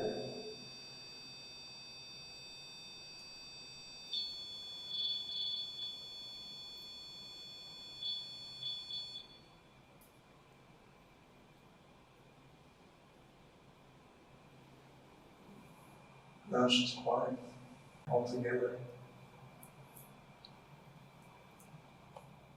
We don't mean you any harm or disrespect. We'd just like to communicate with you. Whoa. Oh, the whole line just lit. Yeah, that was cool. Well, thank you for doing that for us. If you were a patient here, can you make one of our devices go off? It's picking something up. Yeah. Something's coming close. Whoa. Coming closer to us. Oh, yeah. The device Kalani has set down beside the EMF tripwire is an ultrasonic motion sensor and can not only detect motion, but the distance at which the motion occurs. I'll move that bag. Oh, hey, light flashing to yellow. see that. Can you come a little bit closer to us? I'm going to switch off infrared so you guys can see that color there. All right, Kalani, I'm going to set my camera right here on this music box and actually go grab my other camera. Okay. That's me.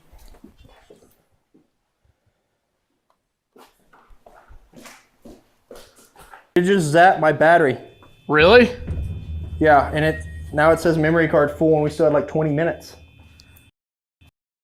Holy crap. Still going off.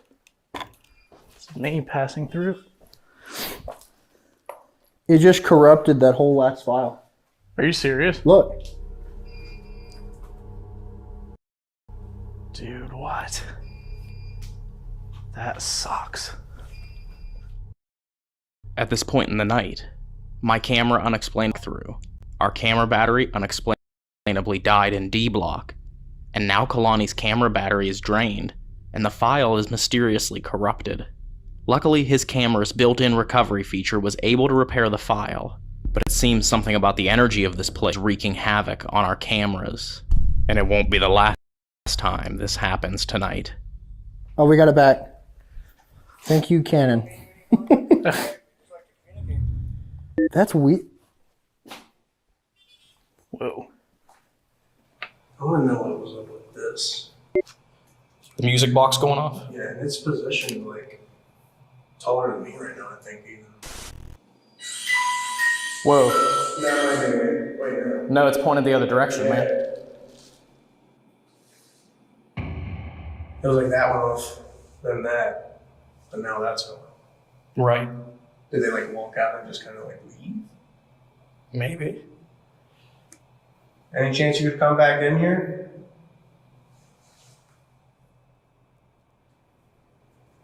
Do you want to try a spirit box?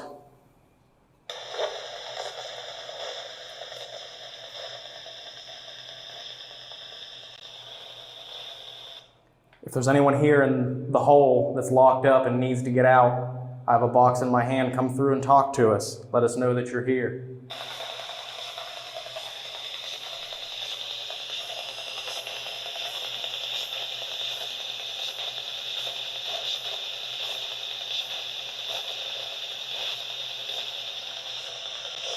Did anyone tell us what they did to you down here?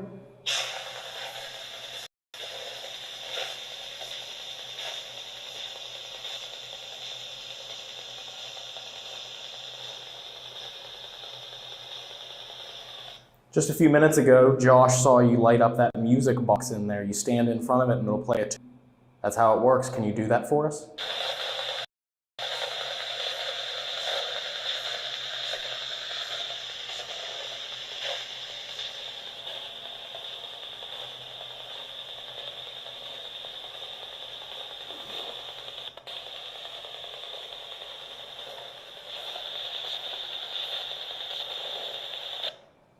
Try and get as close to me as you can and see if you can speak through this box.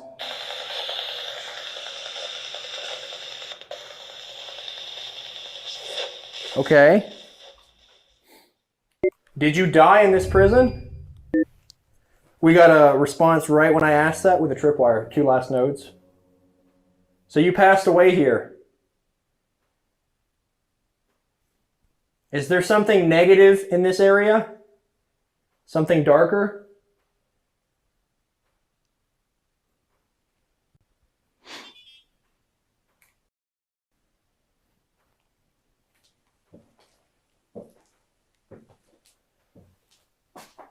No way! What? It's spelled out. You like Kalani's hat? Whoa, something went off here when I said that. By the way, my name is Dave, and this is Kalani in the hat. Tripwire. It spelled out the word hat. Now the way this device works is it'll tell us why it's being set off. So it's picking up mag EMF and it registers as mag.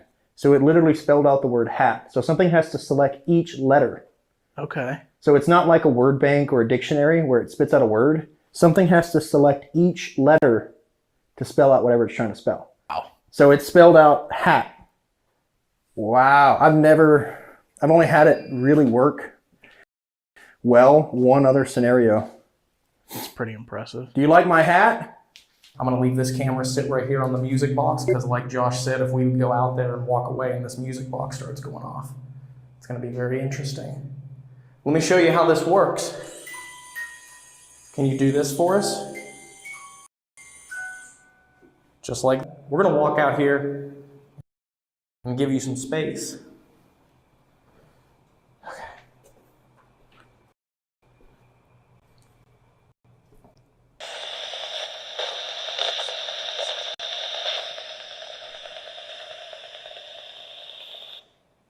Are there any convicts here that ended up getting locked down in the hole?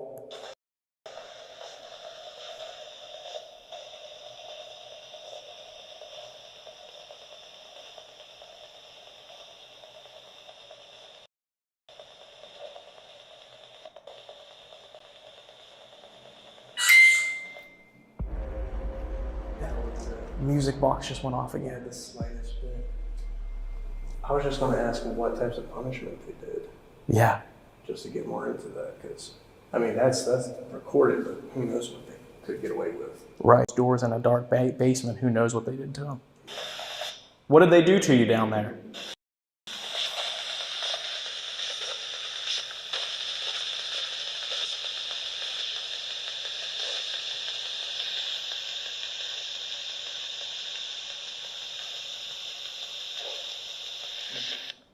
My name's Ryan and this is Josh and we are here to talk to you. Can you come out and just let us know you're here somehow? You've been touching this stuff, but can you speak to us?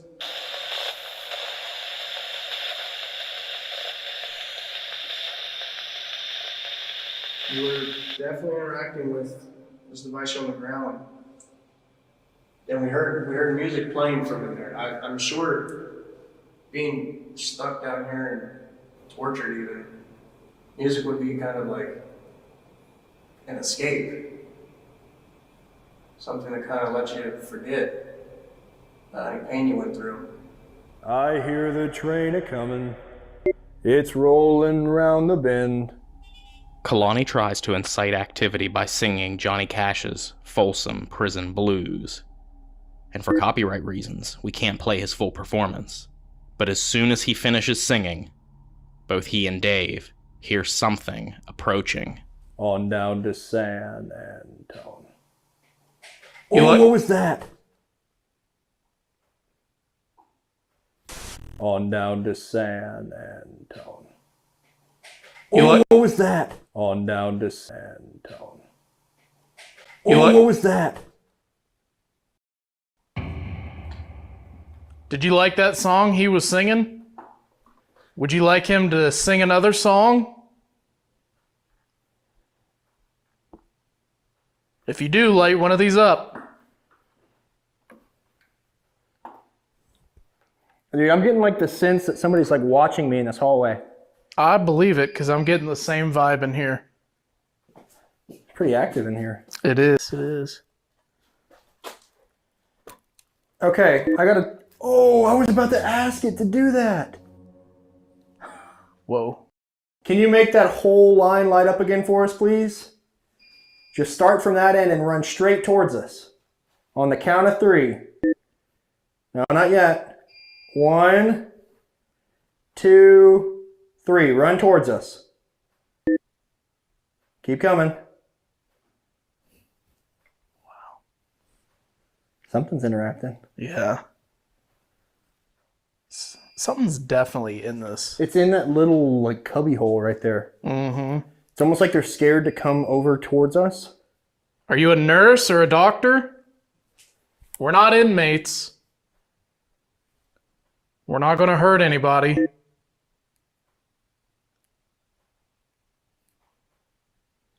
Don't be afraid to show yourself. We're just here to give you a voice to tell your story. Why are you still here?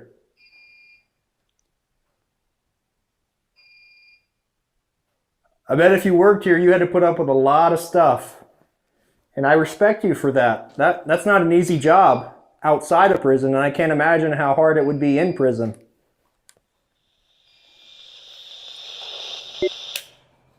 So weird. Got nothing on the spirit box. Seems like someone was interacting with us, but just not vocally. Let's try and put it right here.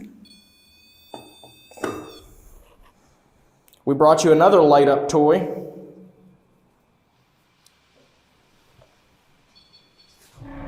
Really? Huh? I walked in here, as soon as I walked in here, it was like, beep, beep, beep. It just went off. Like 3 consecutive. Do you not want Josh to go in that cell? Yeah. Oh. Whoa. Can I go in? If you don't want him in there, light it up again. Oh.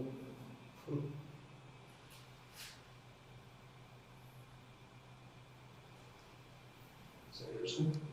Yeah. Alright, I'm gonna come out of the cell again. Is that better? How would you not want me to get it though? Could be a warning. Could be. Do you not want me to get punished? Are you trying to warn me? I bet everyone that was in this prison was innocent, right? Bet if we interviewed all of you prisoners, you'd all tell us how innocent you were. Is that right? One of you must have zapped my battery, because our battery is down low now. What are you using that energy for?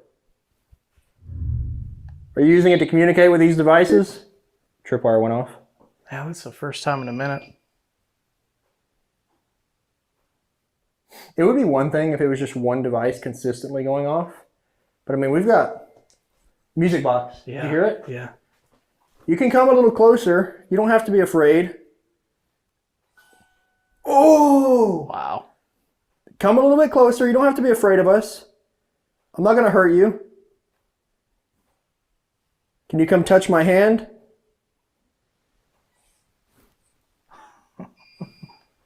Come touch my hand. Here, I'll get down here. I don't know if you're a child, because there's children here at one point. But you don't have to be afraid of me. I'm not here to intimidate you. Can you set this off on the count of 3? 1, 2, 3. Make that play. Can you try the music one more time for us? What happened to you that you were treated that way and that you were forced into punishments that were inhumane? Doesn't matter what crime you committed, you should have never had to endure what they put you through. You should have never had to have endured being strung up to the ceiling from your thumbs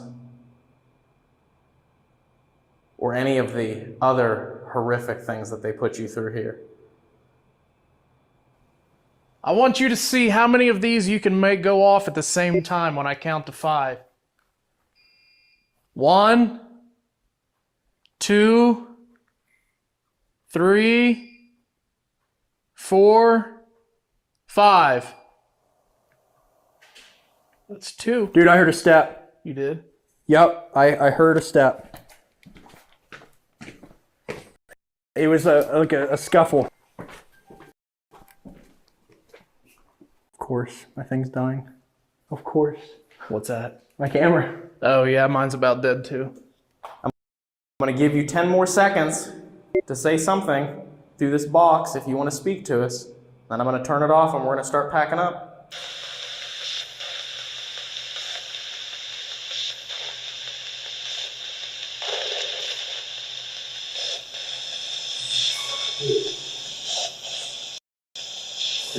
Are you here following me? That's interesting. Hi. Were you sitting down or were you starting to annoy you? Did you make that go off again? Just wait at us, tell us to get out. Okay, I will. Wow. I'll respect that. Pointing away from Josh. Yeah, no, I was in the corner and it still got it. Okay. Thank you, though. Who's in there?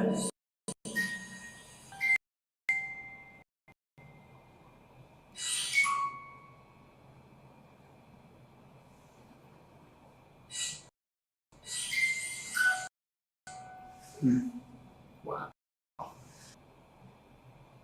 There's space. Yeah, Whoa. Everything's going off. Are there two of you? Have you come back from your break?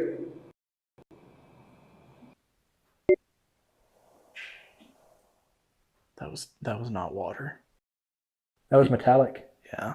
Like we can hear the water dripping, you guys. We can hear the water dripping. Sounds amongst those sounds. Especially the metallic ones. Water's not going to do that. No. Were you an inmate here? Are you an inmate? Yeah, I'm going to take that as a yes. Wow.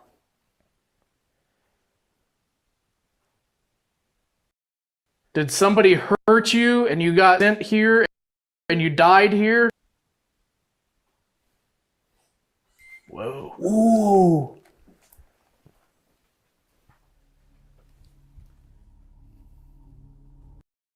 The doors are open. You can come out here into the hallway and you can walk around in this room over here. You're not confined to these cells anymore.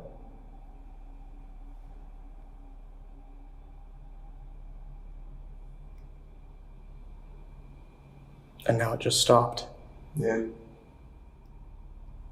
Well, we're going to have to go meet back up with everyone else now and see what they got. We want to thank you for coming out and speaking to us. And we'll be around if you want to come find us again. We'll be somewhere else here at the penitentiary. Okay, unfortunately, I'm gonna have to end this clip because this battery is dead. Yeah, I'm out of battery. He's out of battery. We're all out of battery. So let's do like a mini abandonment. Yeah, just leave that there? Yeah, go down and grab some batteries. Sounds good. Turn my You're extender gonna have to on. use your. All right, guys. We're leaving the room. You'll hear us exit. Once the music box stops playing, we're out of the hallway.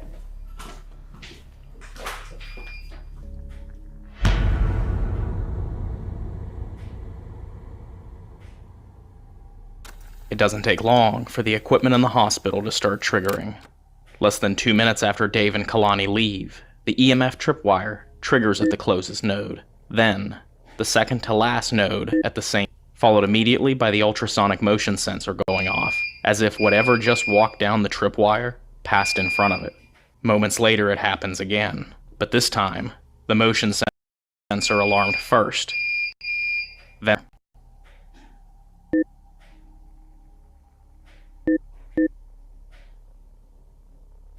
Then the two alarmed at the same time.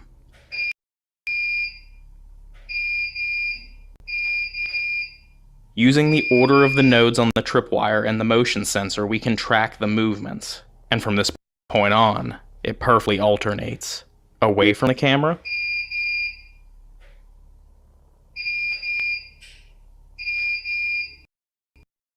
Especially the metallic ones. Water's not going to do that. No. Were you an inmate here? Are you an inmate here? Whoa. Yeah, take that as a yes. Wow.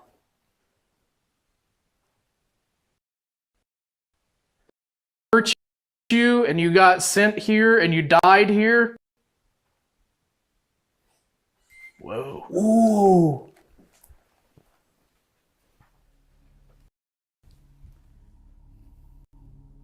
The doors are open. You can come out here into the hallway and you can this room over here. You're not confined to these cells anymore.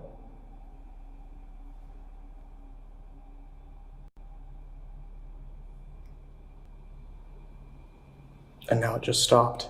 Yeah. Well, we're going to have to go meet back up with everyone else now and see what they got. We want to thank you for coming out and speaking to us.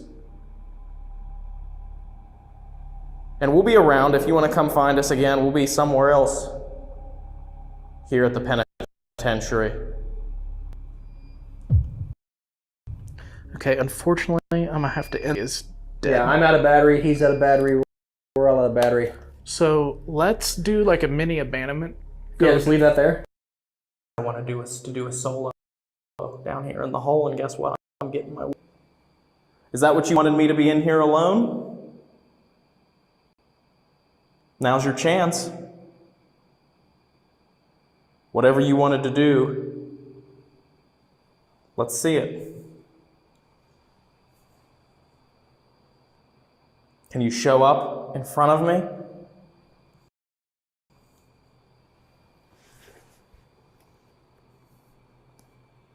I'm on my way back over to the hole to meet back up with Ryan. This is the second time tonight we've had a battery go from full to drained.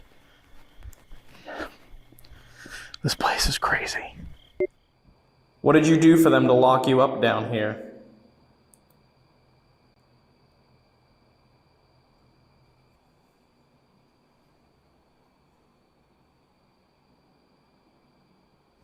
Okay, Dave's back. We're here to try and show the world that you can still talk to us after you've passed on. That there's more to life than what we know and what we can see and what we can hear, and that there is a possibility that we live on, our consciousness lives on, or at least our energy lives on. There it is again.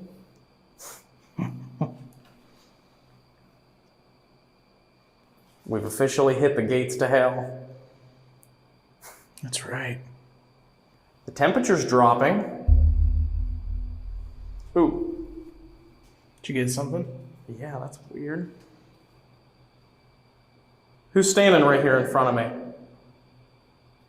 The temperature's going down. It's down to 66.4, but I was up to 67.5 a little bit ago. And there's a figure standing right beside. If that's you in this, can you touch that? Off. It's right there to your right. No thanks.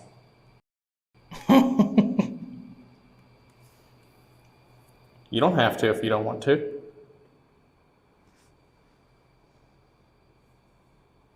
Can you leave? Do you have to stay down here? Are you trapped inside these cells?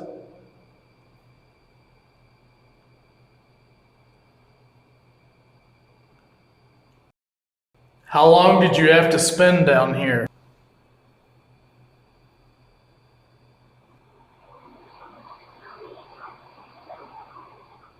Did you hear that? What did you hear? Oh, it sounded like a voice. Dave's camera audio captured the voice he heard, and it sounds almost electronic, but appears to be calling out for help.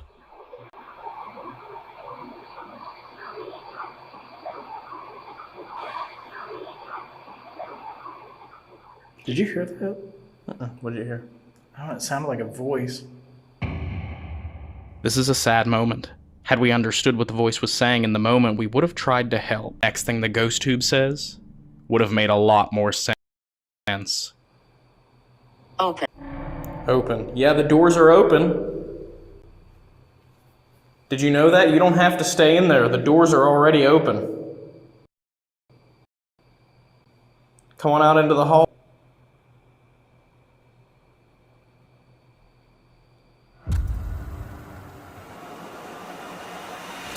This just adds, to the validity of what you and Josh were having happen earlier. Right.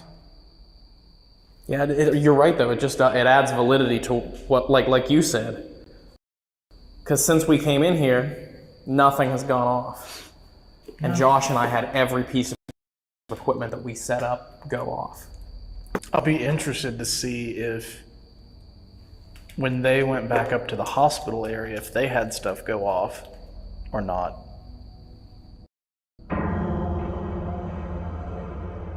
So, Kalani's got his SLS camera there. We are going to head up to the 3rd floor. This is... That's a trash can.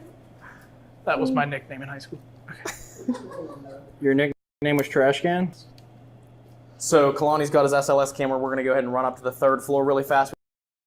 We only have about 30 minutes left before we have to be out of here, so we are going to do the hostage shooting area because it's an area that no one has investigated tonight, and it is in a very... It's supposed to be active.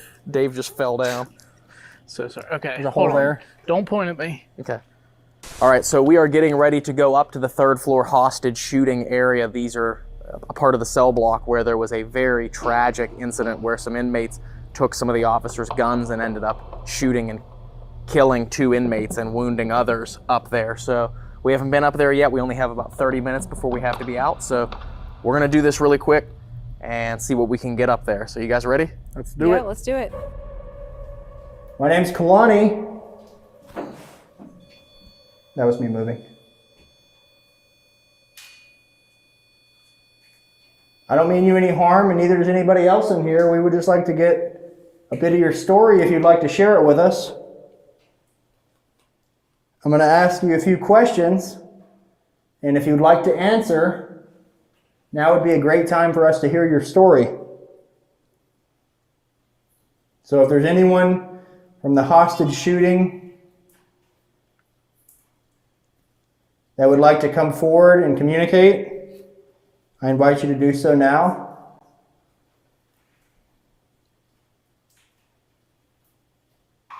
What's that? Water. Oh, okay. Just said PQ. Talking to you. Did it really? It did. The envoy spells out words.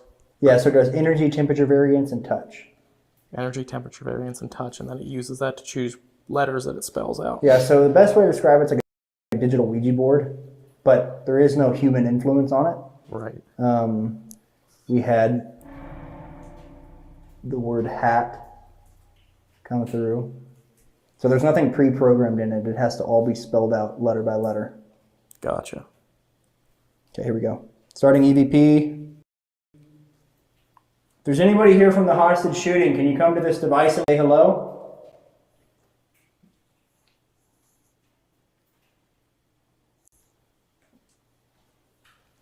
My name's Kalani. What's your name?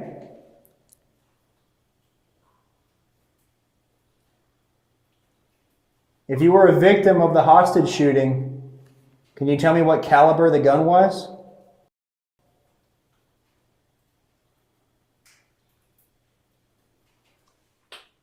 If there's anybody here from the hostage shooting, can you come to this device in my hand and say hello?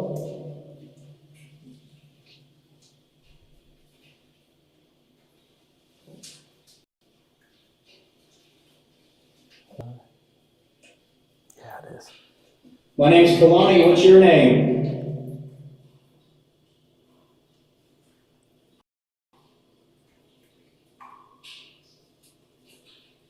Can you make a loud, audible noise for us?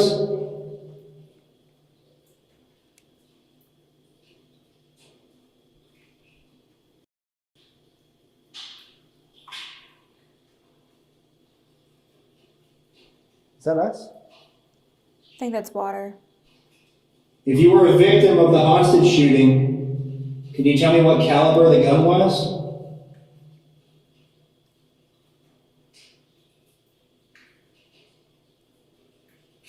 You were pointing that way, weren't you? I didn't hear anything. With the live EVP session unsuccessful, Kalani suggests that we try an Estes Method Spirit Box session. Now normally we would record the Spirit Box audio so you can listen too, but with only 15 minutes left in our investigation, we don't have time to go back to base camp to get the necessary cords to connect a recorder to the Spirit Box. So we'll just have to wait to hear what Kyla calls out. She's good? Okay. Is there any you'd like to come forward and communicate with us tonight? If so, there's a girl with headphones on her head, that box in her hand. Can you come and speak with us tonight?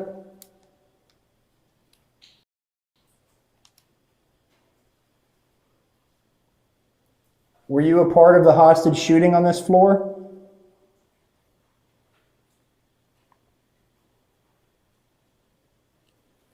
Was there a battle going on inside this prison? What did you think about James Earl Ray? Sounded like it said bitch. Okay. Understandable. So you weren't a fan of James Earl Ray?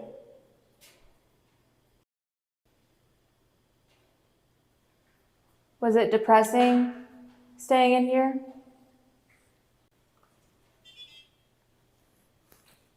How do you feel to have two women in the prison? I'm sure you didn't get to see women at all whenever you were here. It's like the activity's like completely dead. Which this is similar to pretty much everywhere else I go. You'll get that good period of just that good wave of energy, and then it's just... Yep. As time goes on, the night goes on, it just dies. Are you tired? Are you out of energy? Sound like it said water. Do you hear the water? Or is that where you get your energies from water?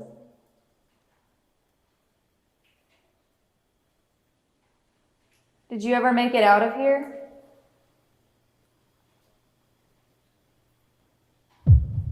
Even the energy feels dead. Mm-hmm.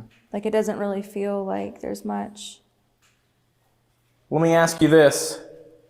Do you stay here because you want to, or do you stay here because you're trapped? I heard something over here.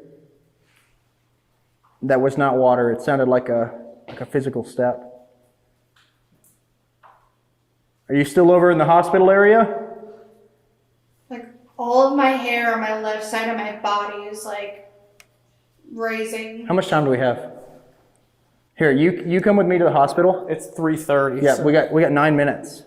Let's go over here real quick. Okay. You guys stay over there and keep asking questions. Standing next to her. Kalani and I are going over here. Can you tell us how many of us are standing here? Okay. You got us alone back here. We're alone right now. Can you give us a sign that you can? Is this where your life ended? Did you never get to go home? Is there a reason you stay in the hospital? Is this where you took your last breath? If you're here with us, can you just gently tap her on the shoulder? You can't hurt her, but just gently tap her on the shoulder. Were you stabbed?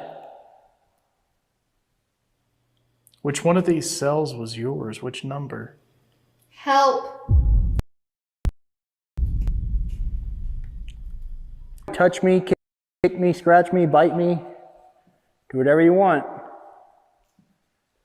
If you'd like to leave me a big scratch before I leave, that'd be pretty cool.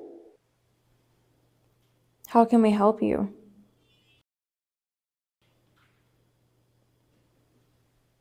I'm not afraid. I'm asking for you to show yourself and give us a sign that you can hear us.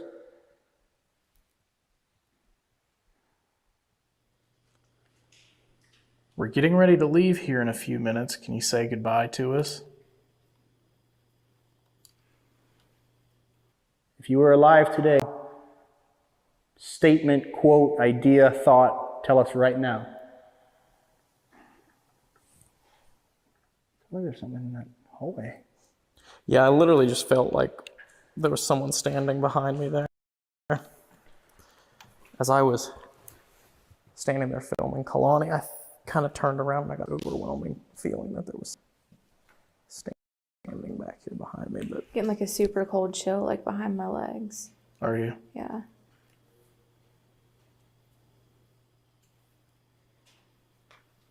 If you're down this hallway here, there's like 5 different things that you can trigger to go off down through there. Can you do that for us? I don't know, I have like this weird like emotional thing now. Like I got a little teary-eyed, which the way I react to EMF, usually the higher it gets, it almost like builds up in my body, and then if it's really high, I cry and then I get tears. It's weird. Yeah. But I have a little teary-eyed, which is weird because I asked, you know, can you do something to me? Yeah, give us a sign through you before we left. And it's like a very emotional feeling, and it hasn't happened in a while. Even though this final session on the 3rd tier was almost uneventful, we still believe that we captured evidence here tonight. Okay, I was about to ask it to do that. If you're mad that they locked you up down here, can you touch that again? That the inmates of Brushy Mountain Penitentiary are still here, serving an eternal sentence. You can come a little closer. You don't have to be afraid. Oh! Wow. For so many men, stepping through the gates of this prison was the beginning of their own hell on earth. Okay, I will. Who's in there? And for those unfortunate enough to die here, their torment didn't end. In death, unable to leave, just as they were in life, within these stone walls, they await their next visitors.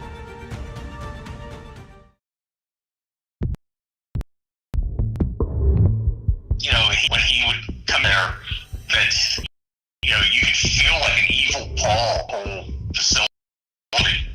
The energy right here is freaking crazy. Every hair on my body is standing up. This is so massive. I mean, 36 acres, 40 buildings, and we have exclusive access. Oh my gosh. Oh my god. God. I've got pins and needles right now. That's nuts. It started out as a tuberculosis hospital that they called the SAN. And then after that, they turned this building into a state hospital for the mentally ill, and then a medium security prison.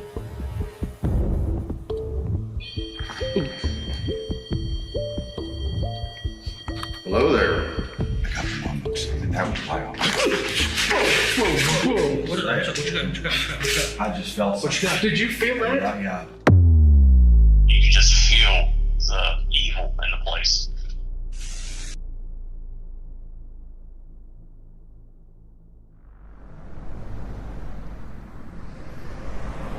Guys, we are going to be spending the night in probably one of the most interesting locations that we've ever investigated. Yeah.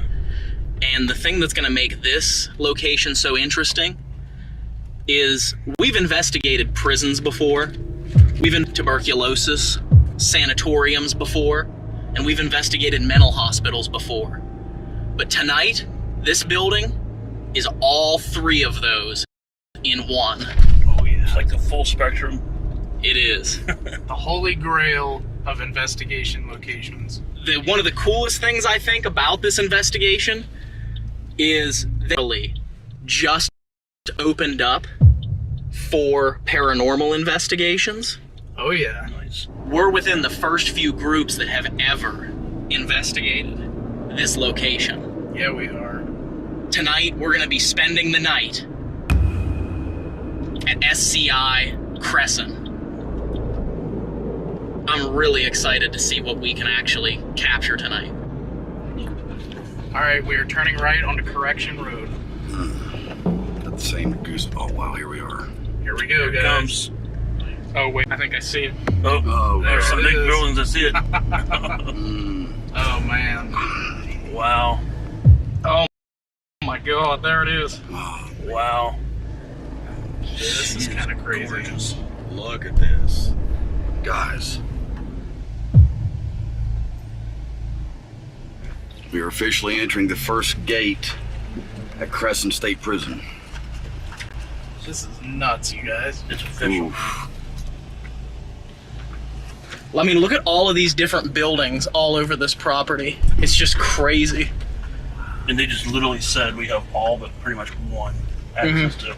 Yeah. All but one of the buildings. We're getting unprecedented access to everything on this compound, which is so cool.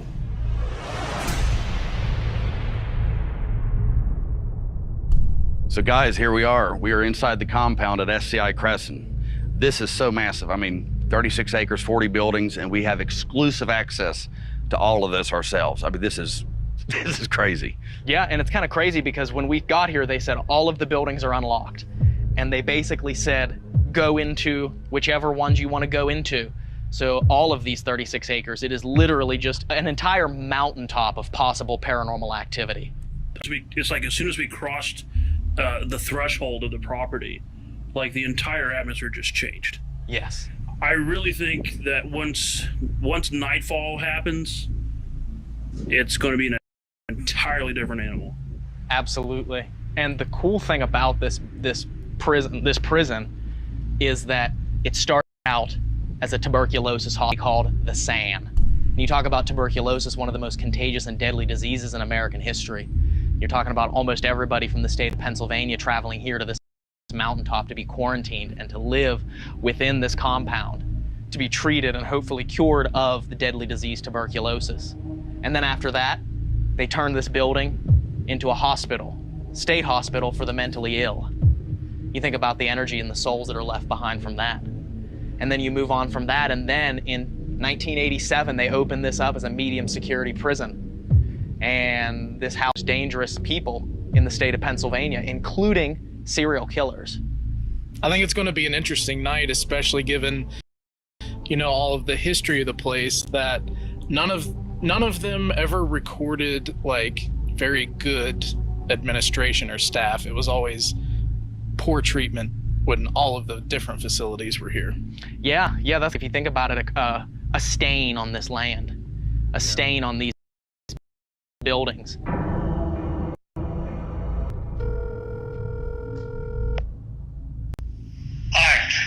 Hello. Yes, that's me. Hello. This is Jason here with Paranormal Quest. How are you doing this evening? Good. Who did you say this was again? This is Jason from Paranormal Quest. Oh, okay, yeah. All right. Well, we're actually just to let you know, we're actually sitting here in one of the housing units, and I understand that you actually done some time here at SCI Crescent. Yeah, I think it was May or April of '98. I went to Crescent. When I first walked into the place, it amazed me. It was so non-prison looking. Crescent was the only prison in the state that actually had trees within the fence. Wow. Crescent was just a whole different world. You know, on the history of the buildings, the first building that was actually built on that property was what is now F Block. That was the housing unit for mentally challenged inmates that worked in like controlled lockup. And the original part of the building was actually Andrew Carnegie's hunting lodge. Wow. You know, and that's how the state came across, you know, to ownership of that building. Andrew Carnegie gave it, like it says, except for the handful of buildings that were built specifically when it became a prison, they were all from all that era. That chapel was just, I would send pictures of that to people I knew outside, and they couldn't believe that was in a prison. It's a beautiful chapel. Yeah, it is. It was built in 1918 or thereabouts, 1914.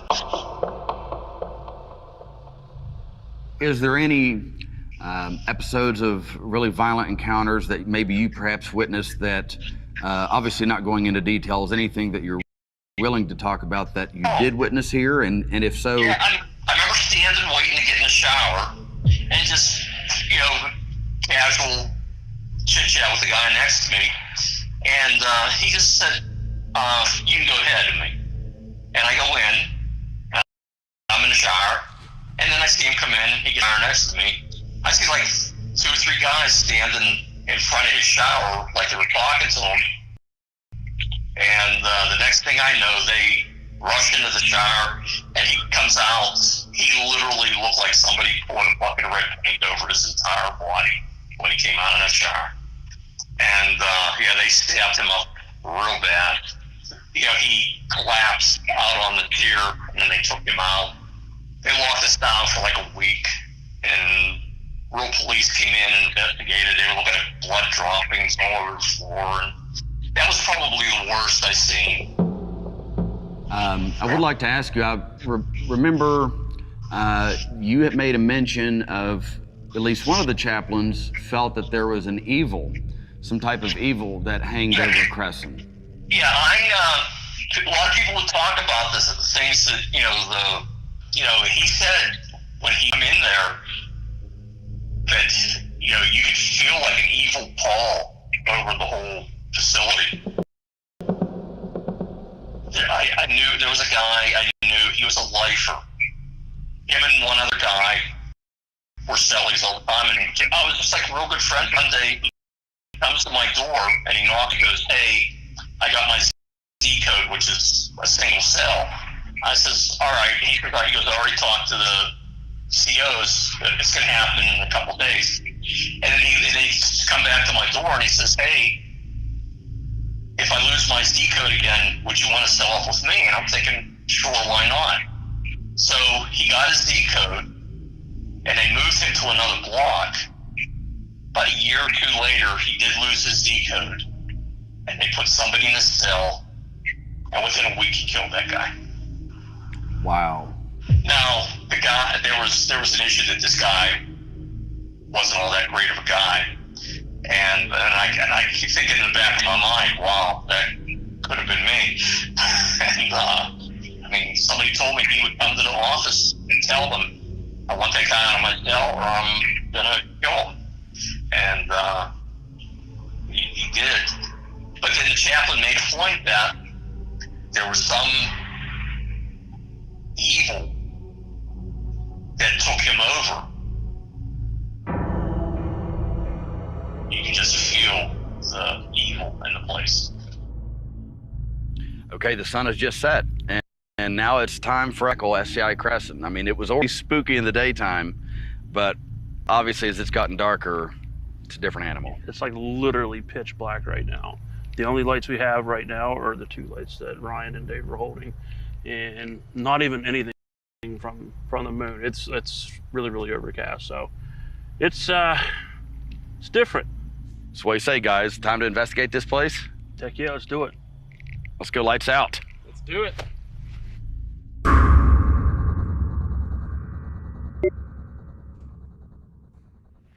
All right, so we are headed inside what we believe to be from the tuberculosis hospital and the Days of the Mental Hospital. We're not going to investigate in here.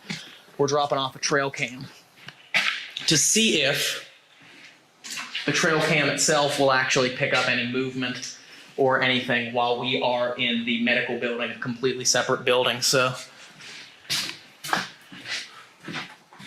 okay.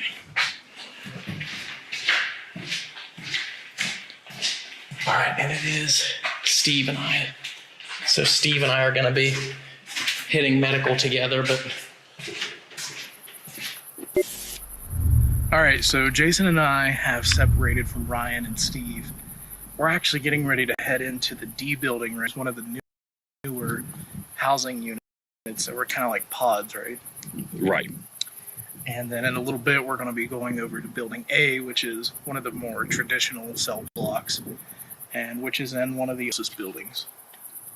You ready to do this? Hell yeah, let's do it. All right.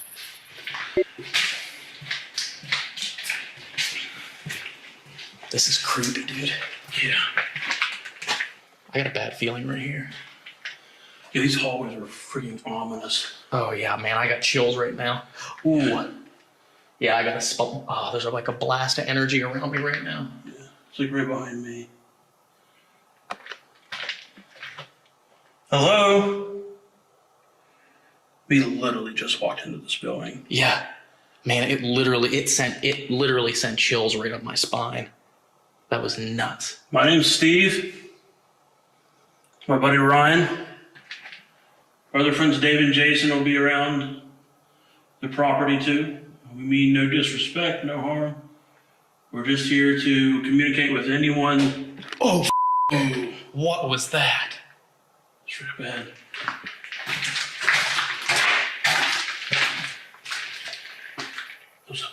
It was up a little bit further.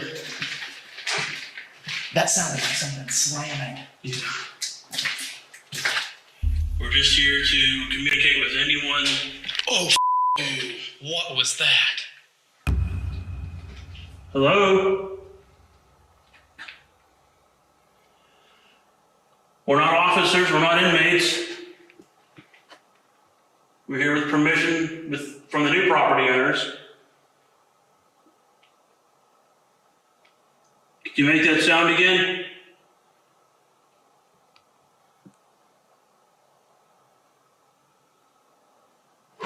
Yeah, that was pretty intense.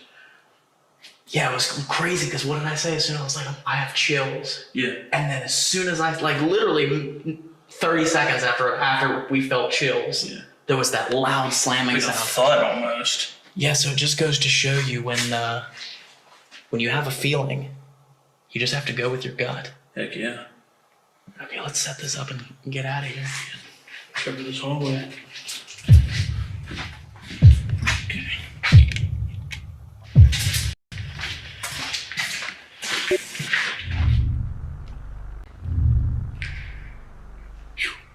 This is eerie, man. This is nuts.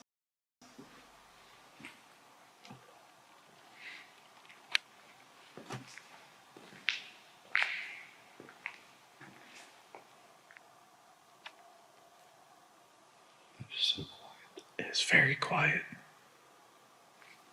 You want to head up to the second level? Yeah. I haven't been up there yet. Yeah, let's go up there. Whoa. Did you hear that? I heard metallic. It's right next to you. Yeah. Is there somebody in cell number 2 there?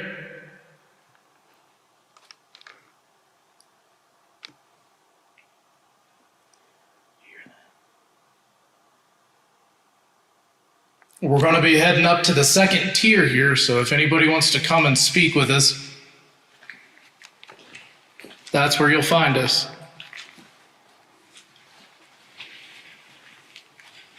Something cold on my left, back of my left arm. Did you Yeah. It's cold on the back of my left arm. Guys, my name is Jason. This is my buddy Dave. I know this may seem a little weird, but we're coming in here just to kind of talk with you and, maybe visit for a little bit. We ain't officers and we aren't inmates. On up. Yeah. That was weird. Yeah, that was. As soon as we heard that noise over there, it's cold on my left arm.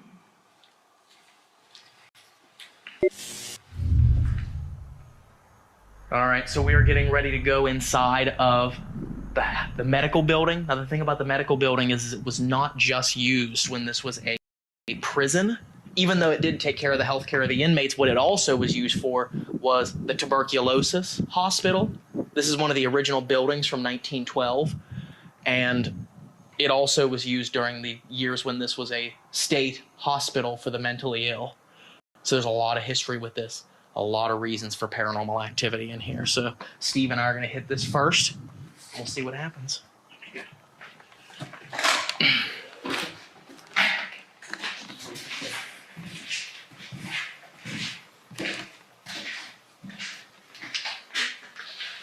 Whoa. Yeah.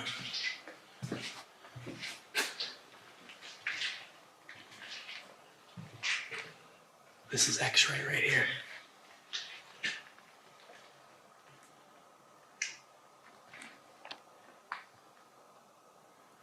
It's almost too quiet. Yeah. Hello?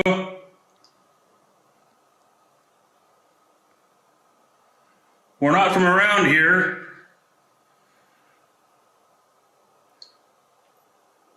Hear that? No, it's the second time I heard that little like clicking sound. Let's walk down here a little bit further away from the door and see if we still hear it. Yeah. That was weird. Yeah, wow, it's so dark in here, man. It is freaking I can't, that's why I'm moving so slow. I can't see nothing. Spooky. Really. We're going to be going down to the first floor again.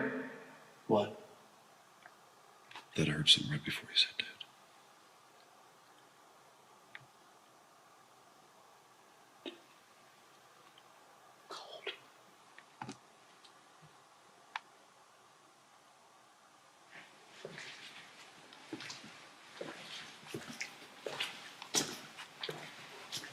So any one of you boys, follow us down here to the table, because we want to have a chat with you.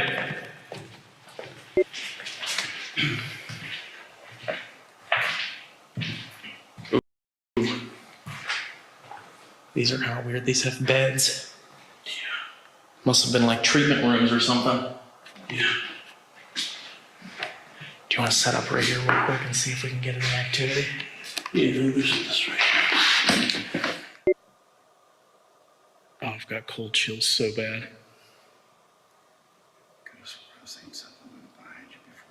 Really?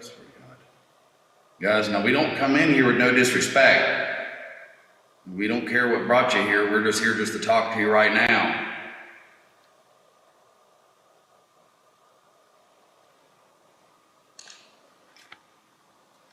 Guys, you see what I have here? I've got some smokes.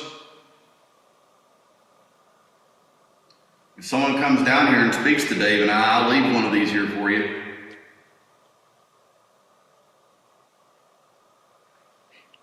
If you want one of those smokes, go touch that red light over there on your table. Rolling EVP session, Crescent. Steve and Ryan downstairs. Setting this down for that buzzer ball to go off.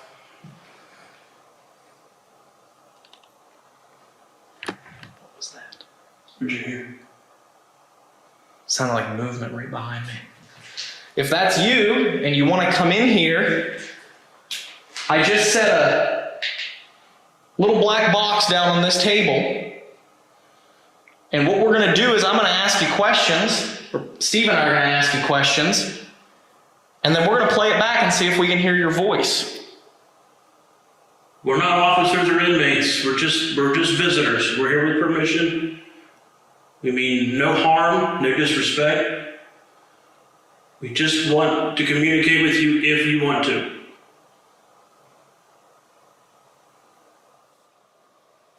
I'm sure there were some pretty tough inmates, pretty convicts in here.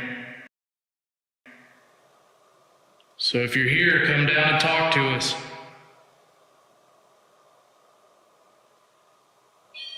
Ooh. Hello there.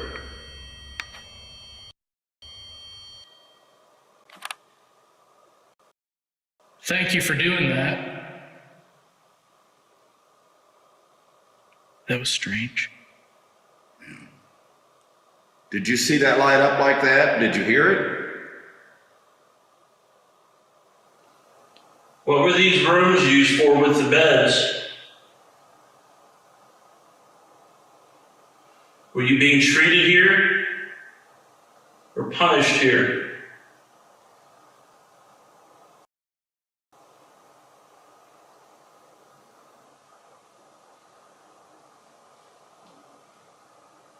I thought I just heard a voice. Like a moan or something. That wasn't me.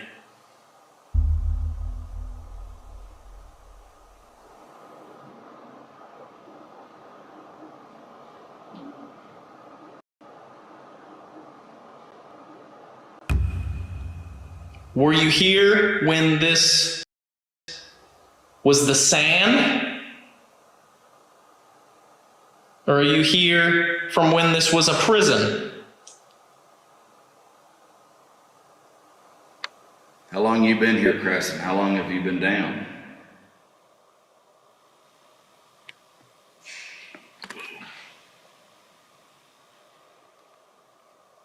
Dude, I have cold chills so bad.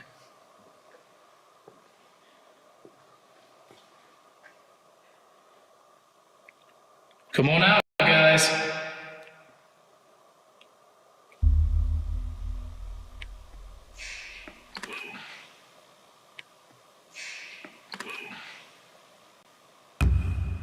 We know for the longest time that you wanted just for somebody to listen to you. So here we are. Come talk to us.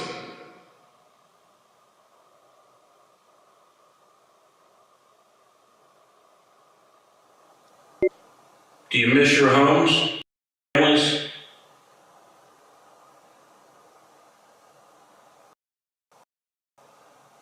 I'm kind of getting that vibe. There's a lot of people here homesick. We feel for you. It's honest truth.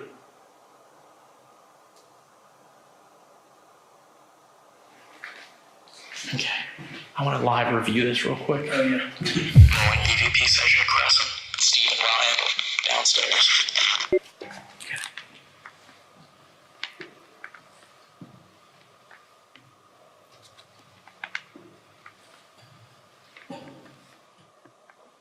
Oh, wow.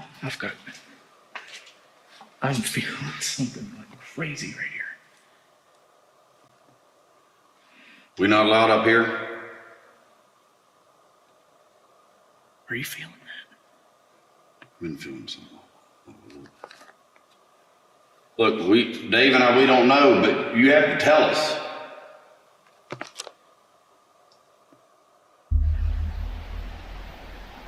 Are you feeling that? I've been feeling something a little bit. Are you feeling that? I've been feeling something a little bit. Dude, there's something here with us. Maybe a couple. Yeah. Sound like movement.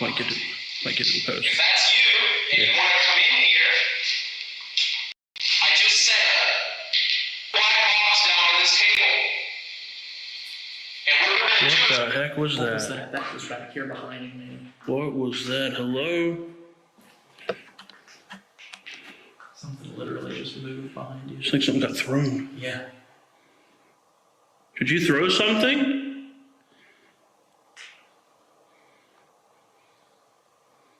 Could you do that again, please?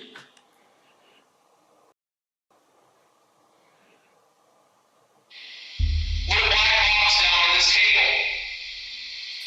And we're going to do What the heck was What was that? that? That was right here behind me. and we're going to What do the heck was What was that? that? That was right here behind me. Dude, the energy right here is freaking crazy. Every hair on my body is standing up. Can you roll that thing right towards me?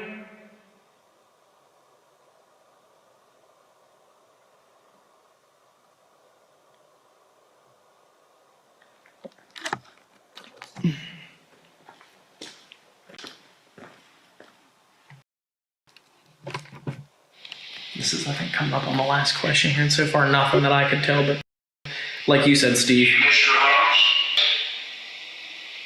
could always find something on the computer, better speakers, headphones. kind of getting that vibe that a lot of people here are homesick. We feel for you. A lot of people here are homesick. I don't know if you can hear this. Do you hear a woman's voice? A lot of people here are homesick. After you finish Homesick. A lot of people here are homesick. There's something there. Yeah, it's like, there's definitely something there. it sounds like a woman's voice, like, huh? It's honest truth. Yeah. Ooh, I got chills. Yeah. A lot of people here are homesick. There's something They're there. like, yeah. Yeah. Oh my gosh. I've got pins and needles all over me right now, dude. I think I missed it again. A lot of people here are homesick. Yeah, it sounds like a woman going, yeah. Oh my God. Oh God. I've got pins and needles right now. That's nuts. A lot of people here. A lot of people here homesick. It sounds like a woman goes, yeah. Oh God. Ma'am, let's hit record on that. Yeah. Ma'am, whoever answered us when we asked if you were homesick, we feel horrible. Is there anything maybe we could try to do for you? We can't guarantee you that we can. We would like to do what we can to help. Maybe leave us your name, first and last name.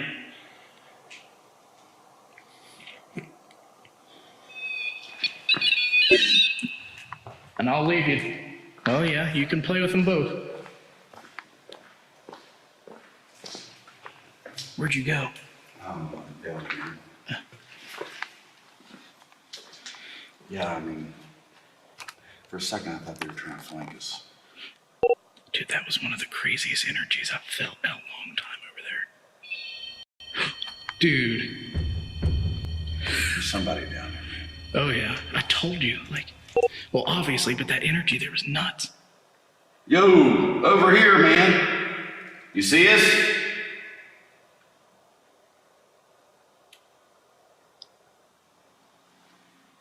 Dude, I'm really freaking out. Oh, we're not alone. No.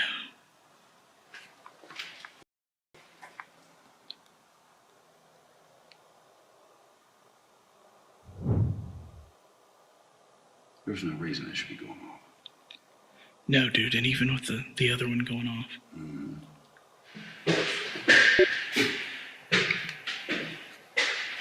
Something there. Okay. Yeah, that's not ominous or anything. Right? Yeah, these are some cells from the MHU. Ooh. Look at that. Oh yeah. Wow. What is this? What in the hell is this?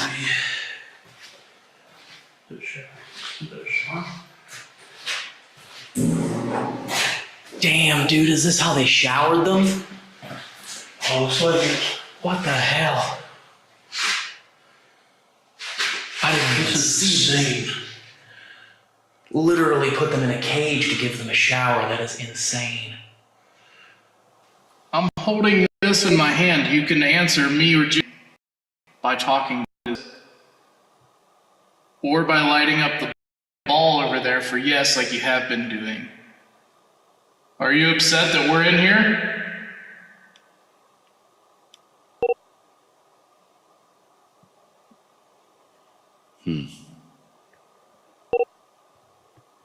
Okay, if you're upset that we're in here, go to the other brighter red light and make that one go off and we'll leave.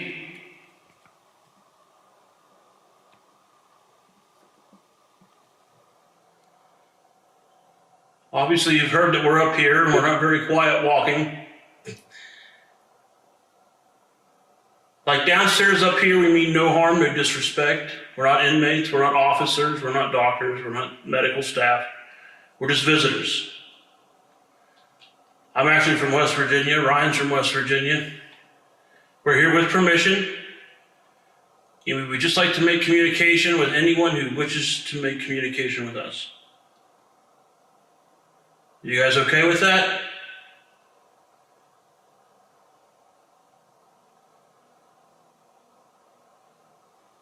Dave and I may duck out here in a minute. The A building down there, A unit. Like I say, you can come and go as you please. You don't gotta worry about it. Follow us if you want. Down to A.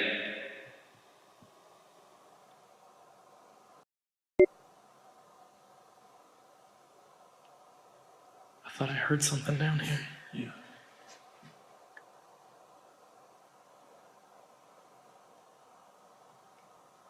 What did they do up here on this floor? Why did they lock you up here?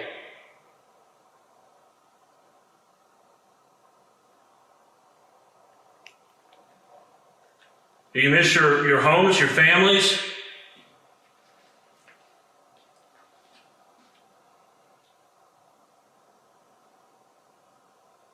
There's a couple people. Whoa. What flashed? I don't know, but I just heard movement down here on this end of the hallway. I always thought I saw one of the lights of the IR on the extender. Flash? Blink. Like one of them. I don't It know. might have just been me blinking. I don't know. That was weird. I heard like At the same metal time. on metal impact down here on this end of the hallway. Hello? Can you slam one of these doors for us so we can see that you're here? Can you write doors?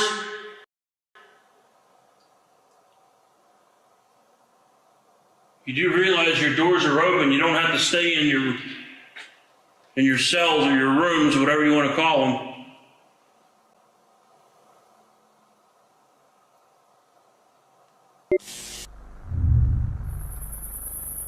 So Dave and I, we just left the D unit, and here we are at A unit, at the A housing unit. And this is, we believe, one of the original TB buildings. So this is going to be interesting, having both that history, likely psych history, and of course, part of the prison. So about to go in here and see if the strangeness continues. You ready? I'm ready. Hopefully this one active as the last place was. Let's Those are batteries. well, this is down to 17 minutes of battery, so we're gonna have to run to the car and get another. What other building did we say we wanted to hit? That big one right in front of the car. Okay, yeah, the admin. Let me get out. Let me get some. I'm thirsty. I need to get something to drink. Get a drink of water and some fresh batteries. Yeah. That was cool though. Yeah, it was. Okay, so Jason and I are getting started here. We are in building A, and Jason is doing some live listening.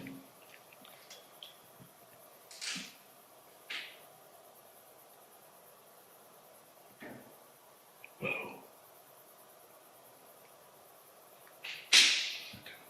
Right above us.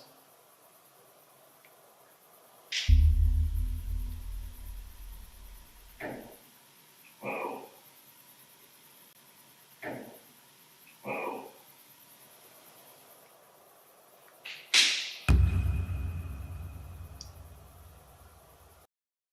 Well, good evening, everybody. My name is Dave, and that's Jason over there. And we're just here to talk with you. Can you come out and speak? Anyone that can hear us, my buddy Dave and I here, we don't mean you no harm. We understand it may be strange for people like us to come in and want to talk to you, but we have nothing to hide. We want to just talk for a minute.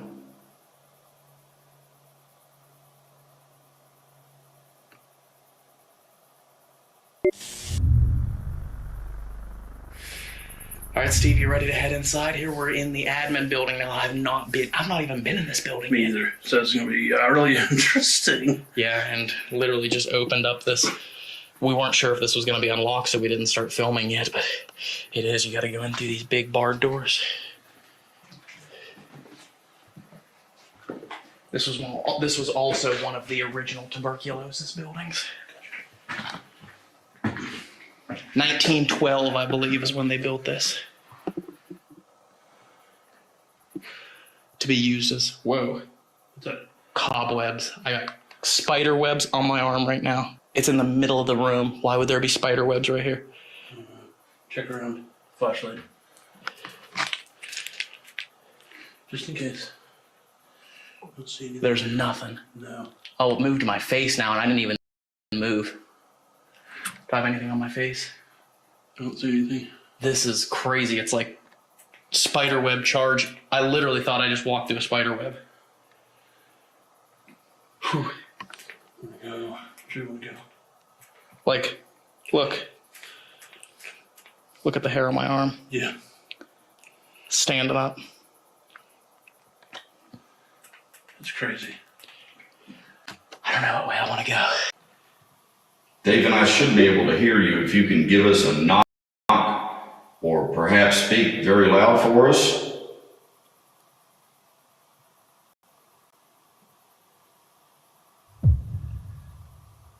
What year is it for you? And the battery camera just shut off. Are you serious? Yep. But that's weird because it had over half an hour. It's getting drained. I'm telling you, it's battery drained. It's seriously battery drained. Like it's completely dead. Mm-hmm. Dude, I can tell you it's battery drained. Something it's.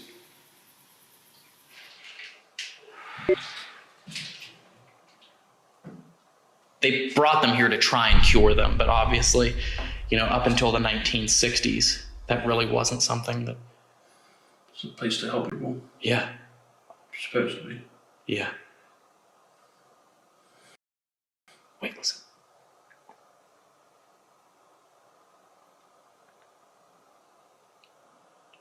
Hello?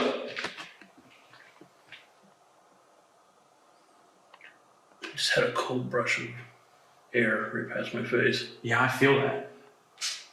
Or I felt it.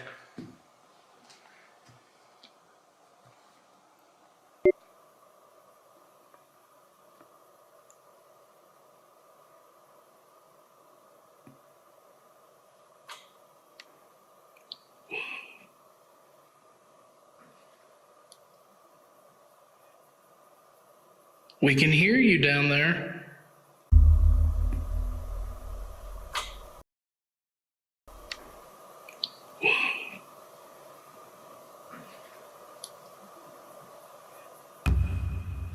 Cold breeze right there. Wow. Check this window. I'm going to check something. Are you in here? Did I just feel you? Whoa, man. I just felt a cold breeze like the window was open. They're not? No. And it came, it came right through this room. And I felt it on the back of my left arm. I thought the window was open. That's how strong it was.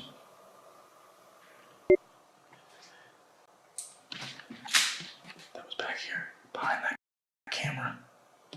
Hello? Greetings. You can come down here and talk to us. Mm-hmm. My name's Steve. My friend Ryan. And we're just visiting here. I would love to meet you, if you're okay with that. If you're on this floor with us, please make a loud knocking sound so we can come find you.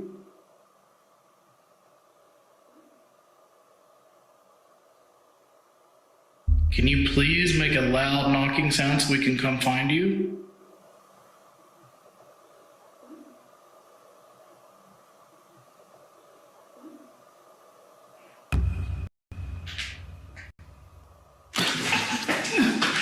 You okay, man?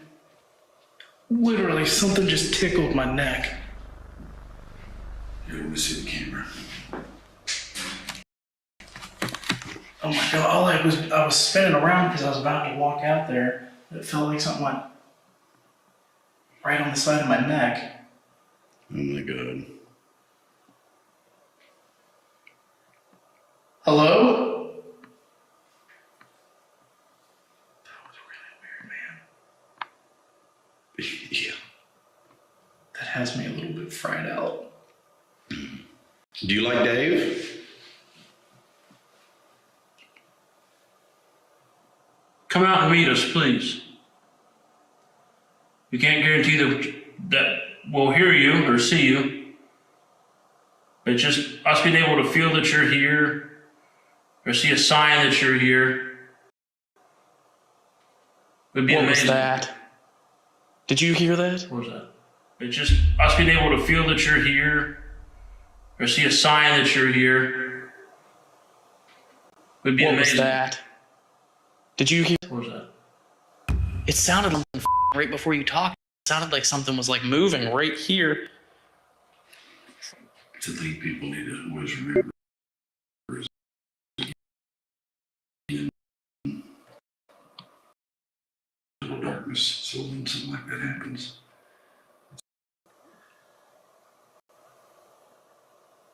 That's what the room looks like that we're in. Moving the camera back and forth, you can't even tell. You are here. Oh, that's not creepy or anything. What's that? What's wrong? Well, what the heck? It's just literally paint chips all over the floor, but the chairs are lined up perfectly. Yeah, that wasn't planned.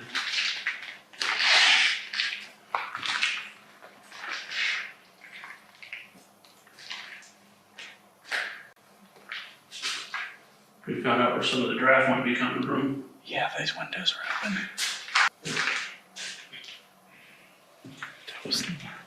That was creepy, man. That was creepy.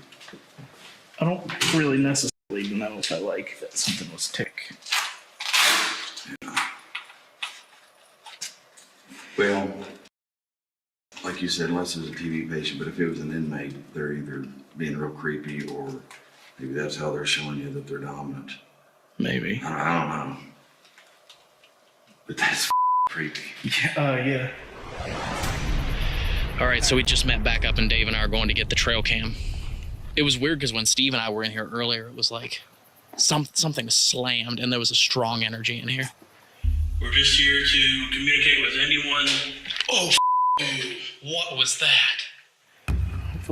Hopefully the trail cam picks something up. It's the first investigation where we've used this, and what a better place for that. Right.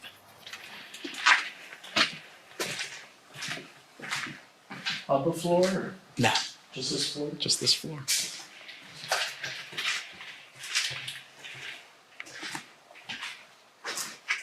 This place, this is so creepy. It is. Hello?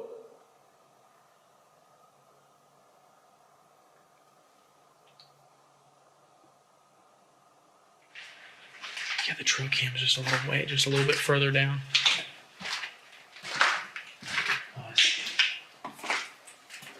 Ooh, man, there. Yeah. That's why we set it up here, because we literally walked through here and it was just like, it was thick with energy in here. Yeah. Thick with energy. Let's get this camera and go get the other two guys. Okay. And get back down here, because I think something's going to go off. In here? Yeah. Okay.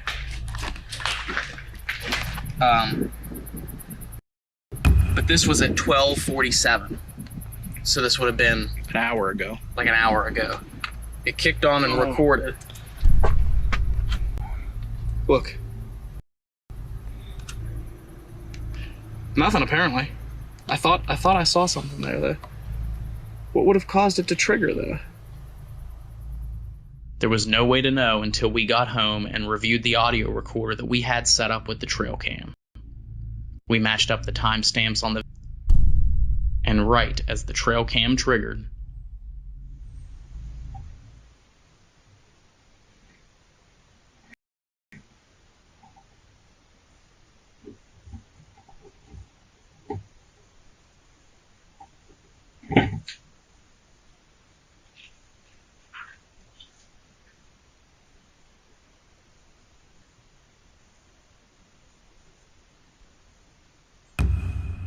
hearing that audio clip leads us to believe that someone or something was inside of Building F. We're hesitant to blame an animal for these noises because this audio recorder was set up near the trail cam for nearly 2 hours. And this was the only sounds of movement were heard.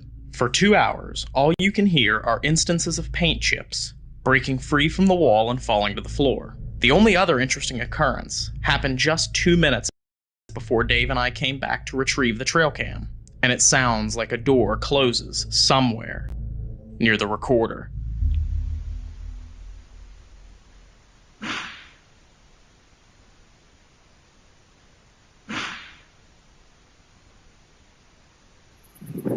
Something triggered this to record at 12:45 though. What it is, I don't know. We'll have the voice recorder. Yeah, voice recorder was in there. We'll get it up on the big screen at the office and we'll see what we see. See what it is.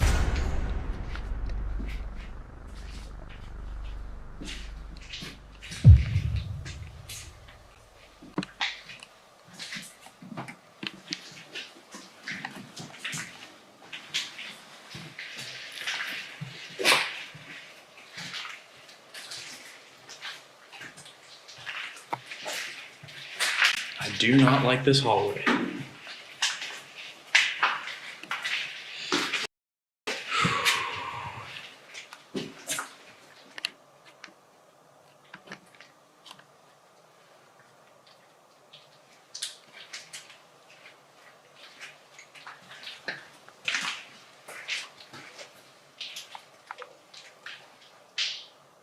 Did y'all just whistle? Mm-mm. Did anyone else hear that? No.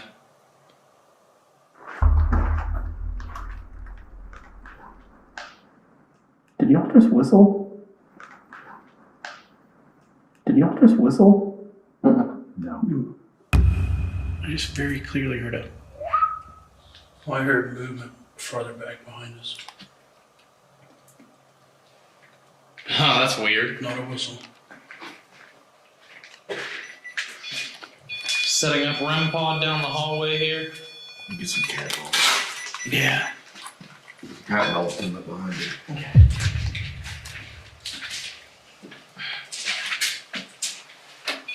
Whoa. Already. Yeah. You can touch that. If there's someone there with Jason standing beside him, and you see that red light there, touch that red light again for us. That was very strange. Do you not hear that? No, what do you hear? There's been movement twice. Really? Mm-hmm. No, I don't hear it.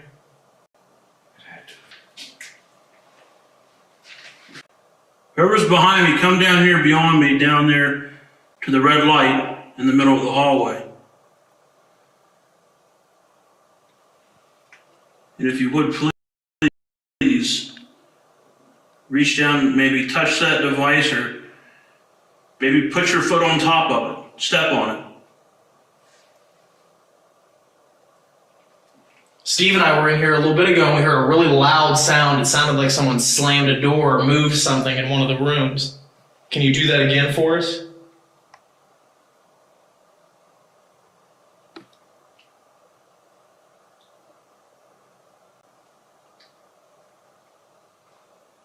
What was that? What's that? Second time. Yeah, it sounds like shuffling down at the end of the hallway here.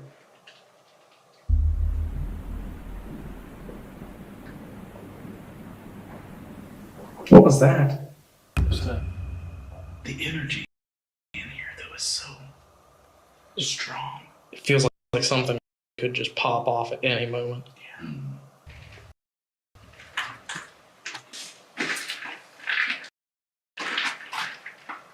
We talked to a gentleman earlier who used to be an inmate here, and he said that one of the chaplains talked about there being an evil force here at Crescent. A force that made people do bad things. Is there a force here that makes people do bad things? You guys feel that cold air? Just came left to right past me towards you guys. I've got pins and needles all over my body right now. As soon as you started asking that question. It definitely feels cooler around me. Are you the evil that the chaplain was talking about? You okay? Well, you okay?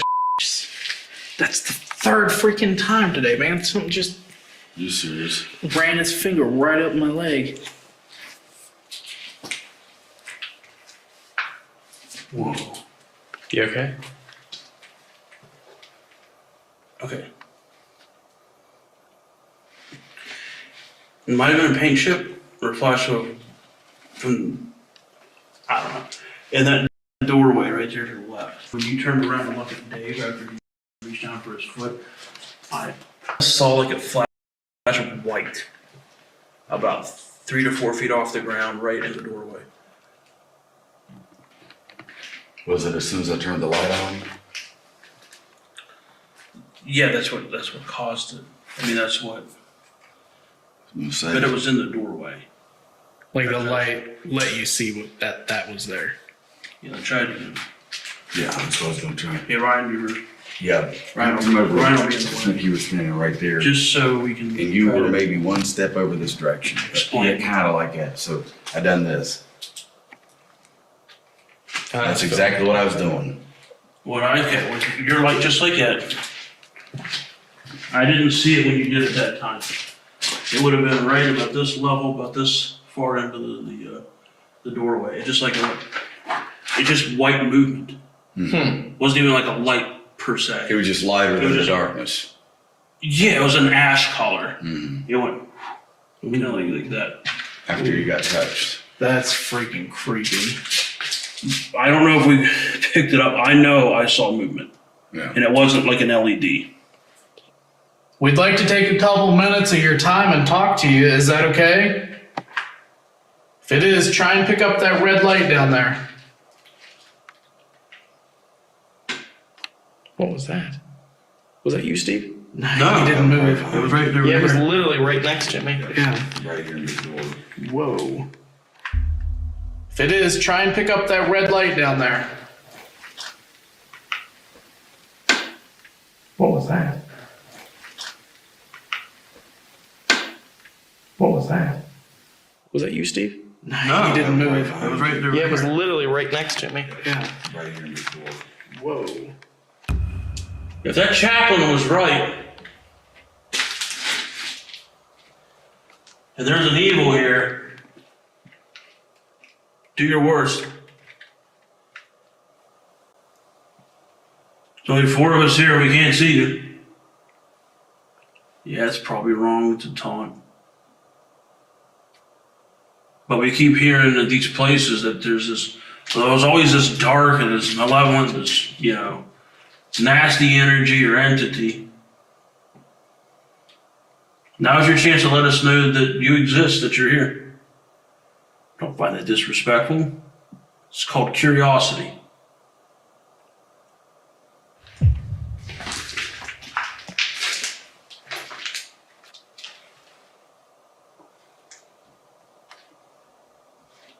Dude. Yeah? Something was just tapping on. I heard that. Like tap, tap, tap, tap, tap, tap. Yeah, it was like thump, thump, thump, thump, thump. I heard that. Ooh, man. I just got chills and like that feeling again is back.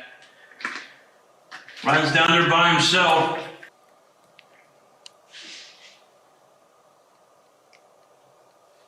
It's right behind you. I think that was Ryan.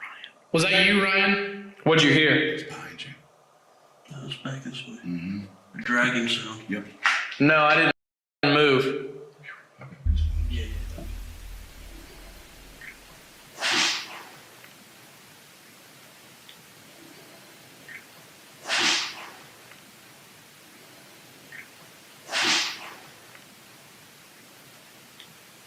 It's right behind you.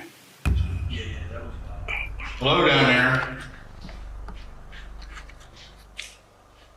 That was Ryan. No. That was behind me.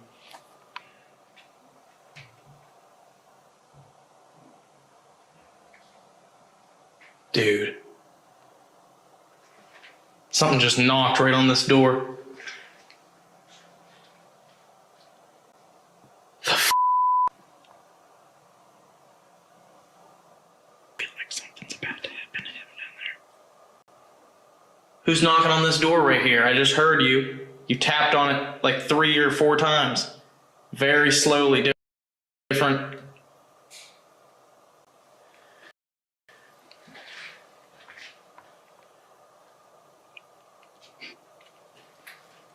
I'm so on edge.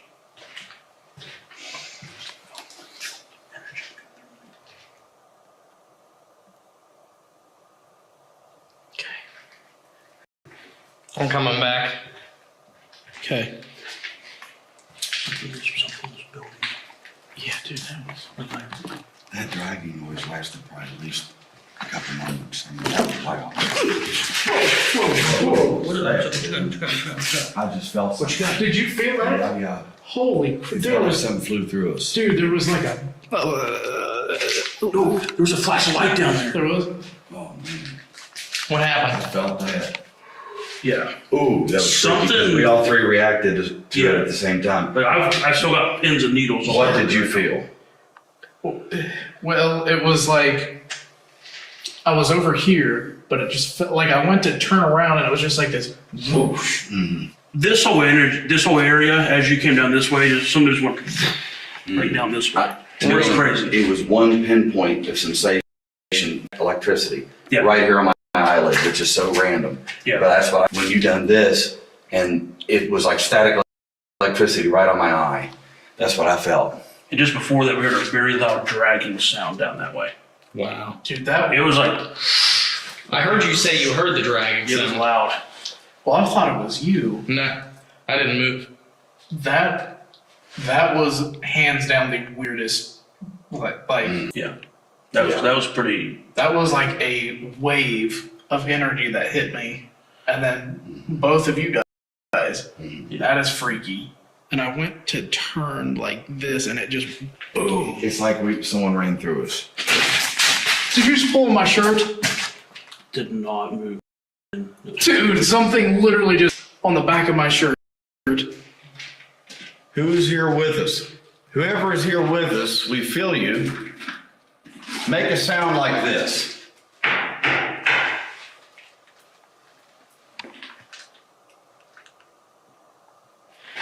I promise you I did not touch your shirt. I believe you.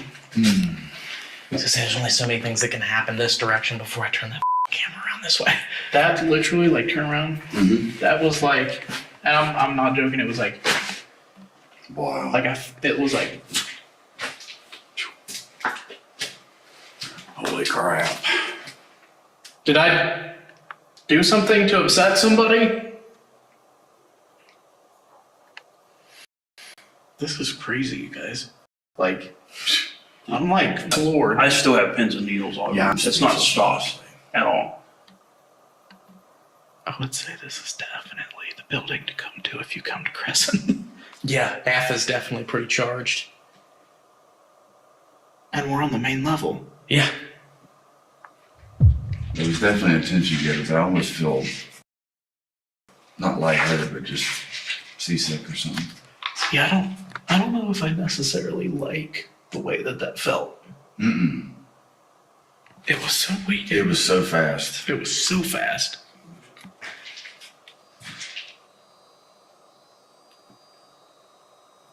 Why are you getting EMF? There shouldn't even be electricity in this building.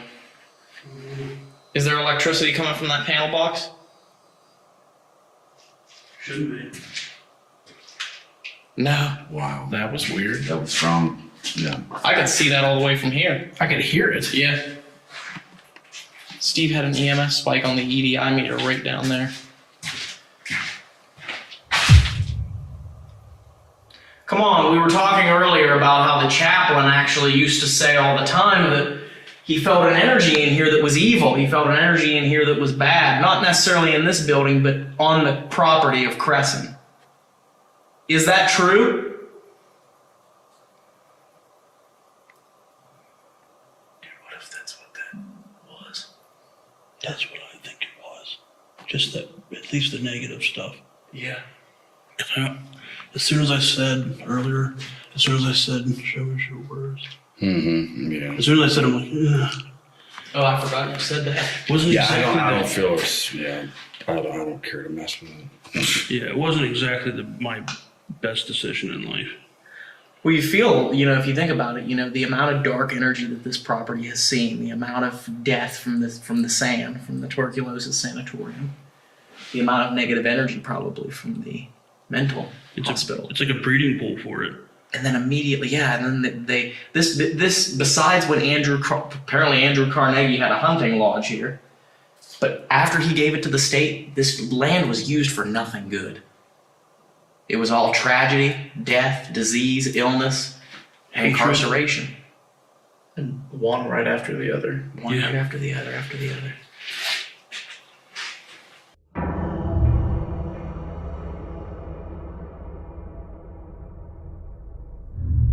I am getting ready to start packing up all the gear here out by the car. They went over to set up for an SD session over in the RHU. We literally only have like 20 minutes left before we have to be leaving. So there's absolutely no way that one of us doesn't have to stay back and pack this gear up. So I'm not sure if Dave's staying in there with them when they do it, or if Dave's coming back here to help me, but we'll find out. Okay, rolling on that. You've got everything over here you need? Yes. Okay. I am leaving. I'll flash my light out. Okay. I got my phone out so I can keep track of the time.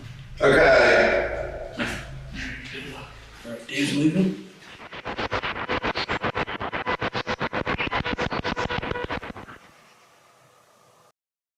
For anyone here, CO or in, my name. What is that? Over there in the restraint room, the room that has the concrete platform with the metal looped tie down loops.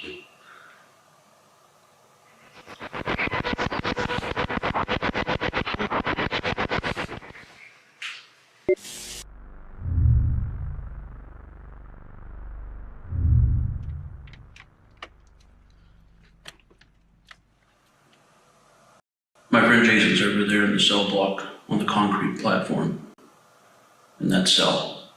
We assume that's for like that were the hardest ones to control, the ones that were out of their wits. They were angry or mean.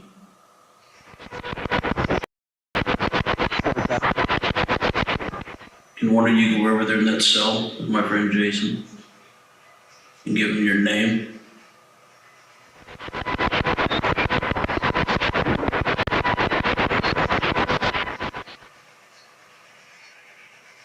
Just so you know, he nor I, we're not law enforcement, we're not corrections officers, we're not even from Pennsylvania. But we like to learn more about you.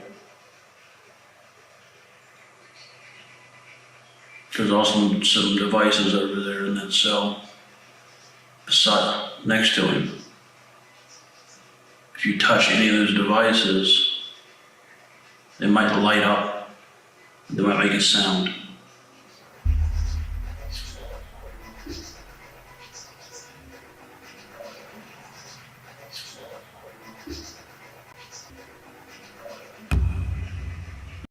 It's another way we'll know that you're in there with him.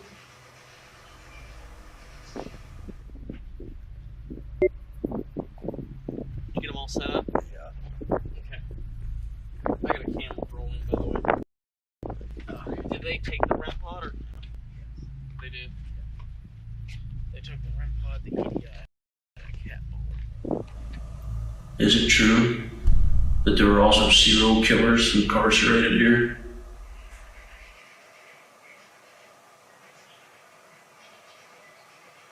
If so, who?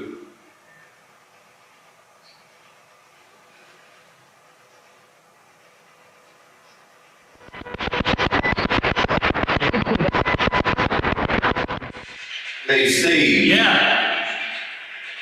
I was going to say, I haven't really heard much of anything coming through this so far. I heard one thing, it sounded like, what is that or what is this? Huh. Have you heard anything out there?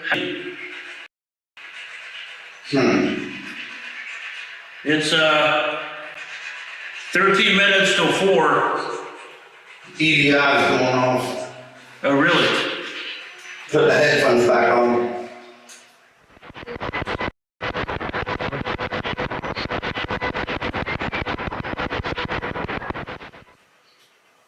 Are you homesick? You miss home? If you would, if you want to. Again, over there in the restraint cell, my friend Jason can potentially hear your voice. Maybe tell him the name of your town that you're from, or the state that you're from. We'd really appreciate it.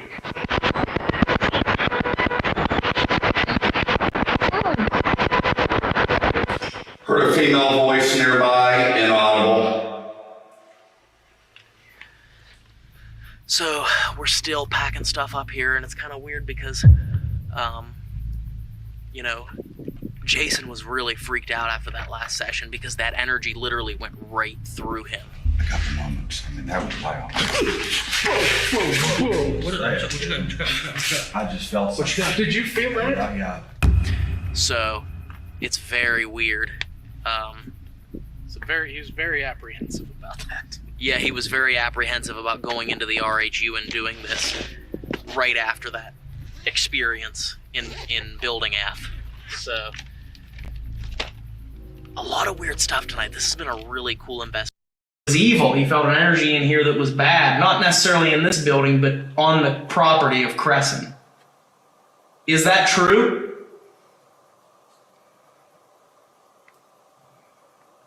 What if that's what that was? That's what I think it was. Just that, at least the negative stuff. Yeah. As soon as I said earlier, show us your words. Mm-hmm. Yeah. As soon as I said, I'm like, ugh. Oh, I forgot you said that. Wasn't Yeah, exactly I don't feel it's, yeah, I don't care to mess with it. Yeah, it wasn't exactly my best decision in life.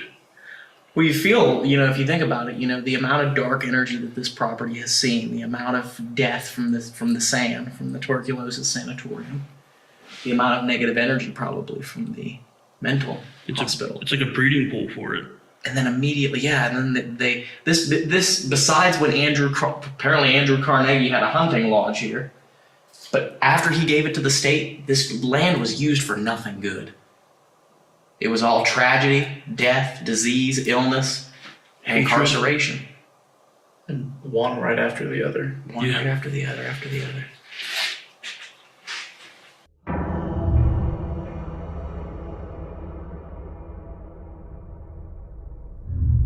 I am getting ready to start packing up all the gear here out by the car. They went over for an SD session over in the RHU. We literally only have like before we have to be leaving Crescent. So there's absolutely no way that one of us doesn't have to pack this gear up. So I'm not sure if Dave's staying in there with them when they do it, or if Dave's back here to help me, but we'll find out. Rolling on that. You've got everything over here you need? Yes. Okay. I am leaving. I'll flash my light out. Okay. I got my phone out so I can keep track of the time. Okay. All right, Dave's leaving.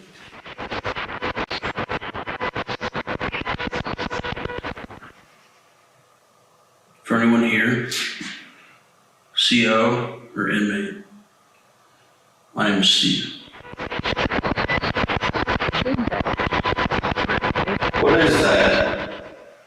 Over there in the restraint room, the room that has the concrete platform with the metal looped tie-down loops.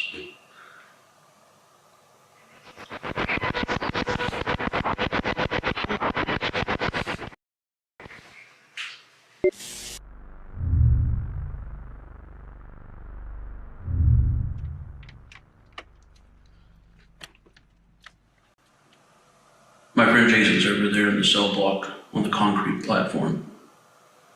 In that cell. We assume that's for like the inmates that were the hardest ones to control, the ones that were out of their wits. They were angry or mean.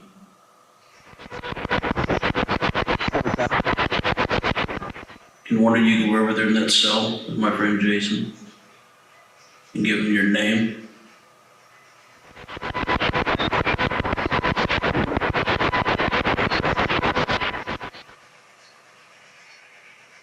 Just so you know, he nor I, we're not law enforcement, we're not corrections officers, we're not even from Pennsylvania. But we'd like to learn more about you. There's also some devices over there in that cell, next to him. If you touch any of those devices, they might light up. They might make a sound.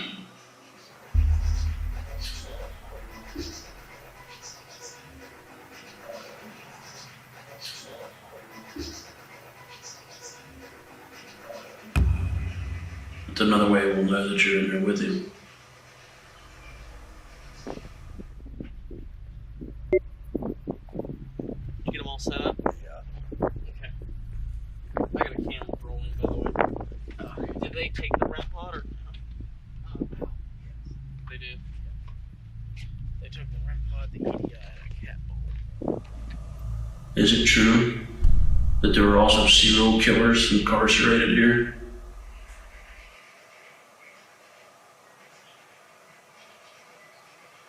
If so, who?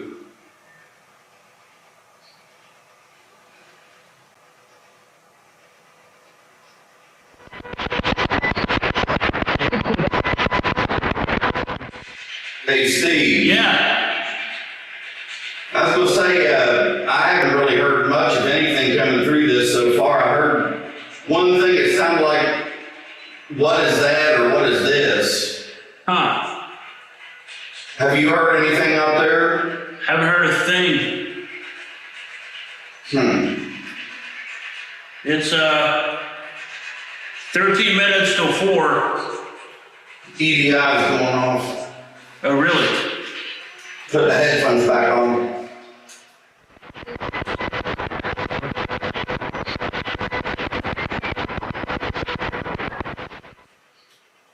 Are you homesick?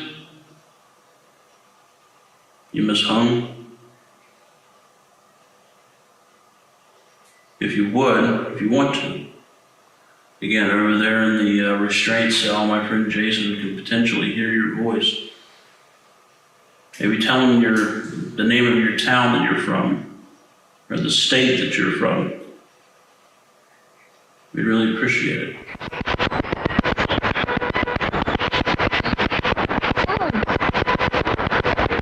Heard a female voice nearby, inaudible. So we're still packing stuff up here, and it's kind of weird because, you know, Jason was really freaked out after that last session because that energy literally went right through him. A couple moments. I mean, that was wild. Whoa. What you got? I just felt What you got? Did you feel that? Yeah. So it's very, very weird. So very apprehensive about that. Yeah, he was very apprehensive about going into the RHU and doing this right after that experience in Building F. So, a lot of weird stuff tonight. This has been a really cool investigation. Crescent has been probably one of our favorites that we've done in a long time. Come here. Ow. Sharp pain in the side of my freaking head. It's like a pin, like a prick of a needle.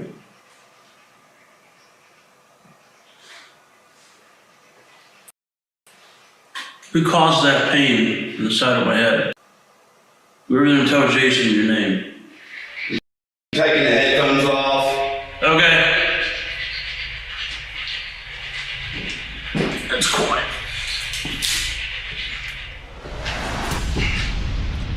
All right, so we are all packed up here. Jason and Steve came out of the RHU. Yep. And even though the end of the night was a little bit quiet, we had some really creepy stuff early on. For sure. Yeah. I mean, when you guys were in the cell blocks in D block. Ooh. Hello there. Are you feeling that? I've been feeling something all a little bit. Dude, that was one of the craziest energies I've felt in a long time over there. Dude. There's somebody down there. Oh, yeah. A lot of things. A lot of things. And Starting to blur together. yeah, and Steve and I had those really intelligent responses in the hospital. Yeah, it sounds like a woman going, yeah. Oh my God. Oh, God. I've got pins and needles right now. That's nuts. It sounds like a woman goes, yeah. Oh, God. Man, let's hit record on that. Yeah. And then the entire event, all of the events that happened in the building were incredible.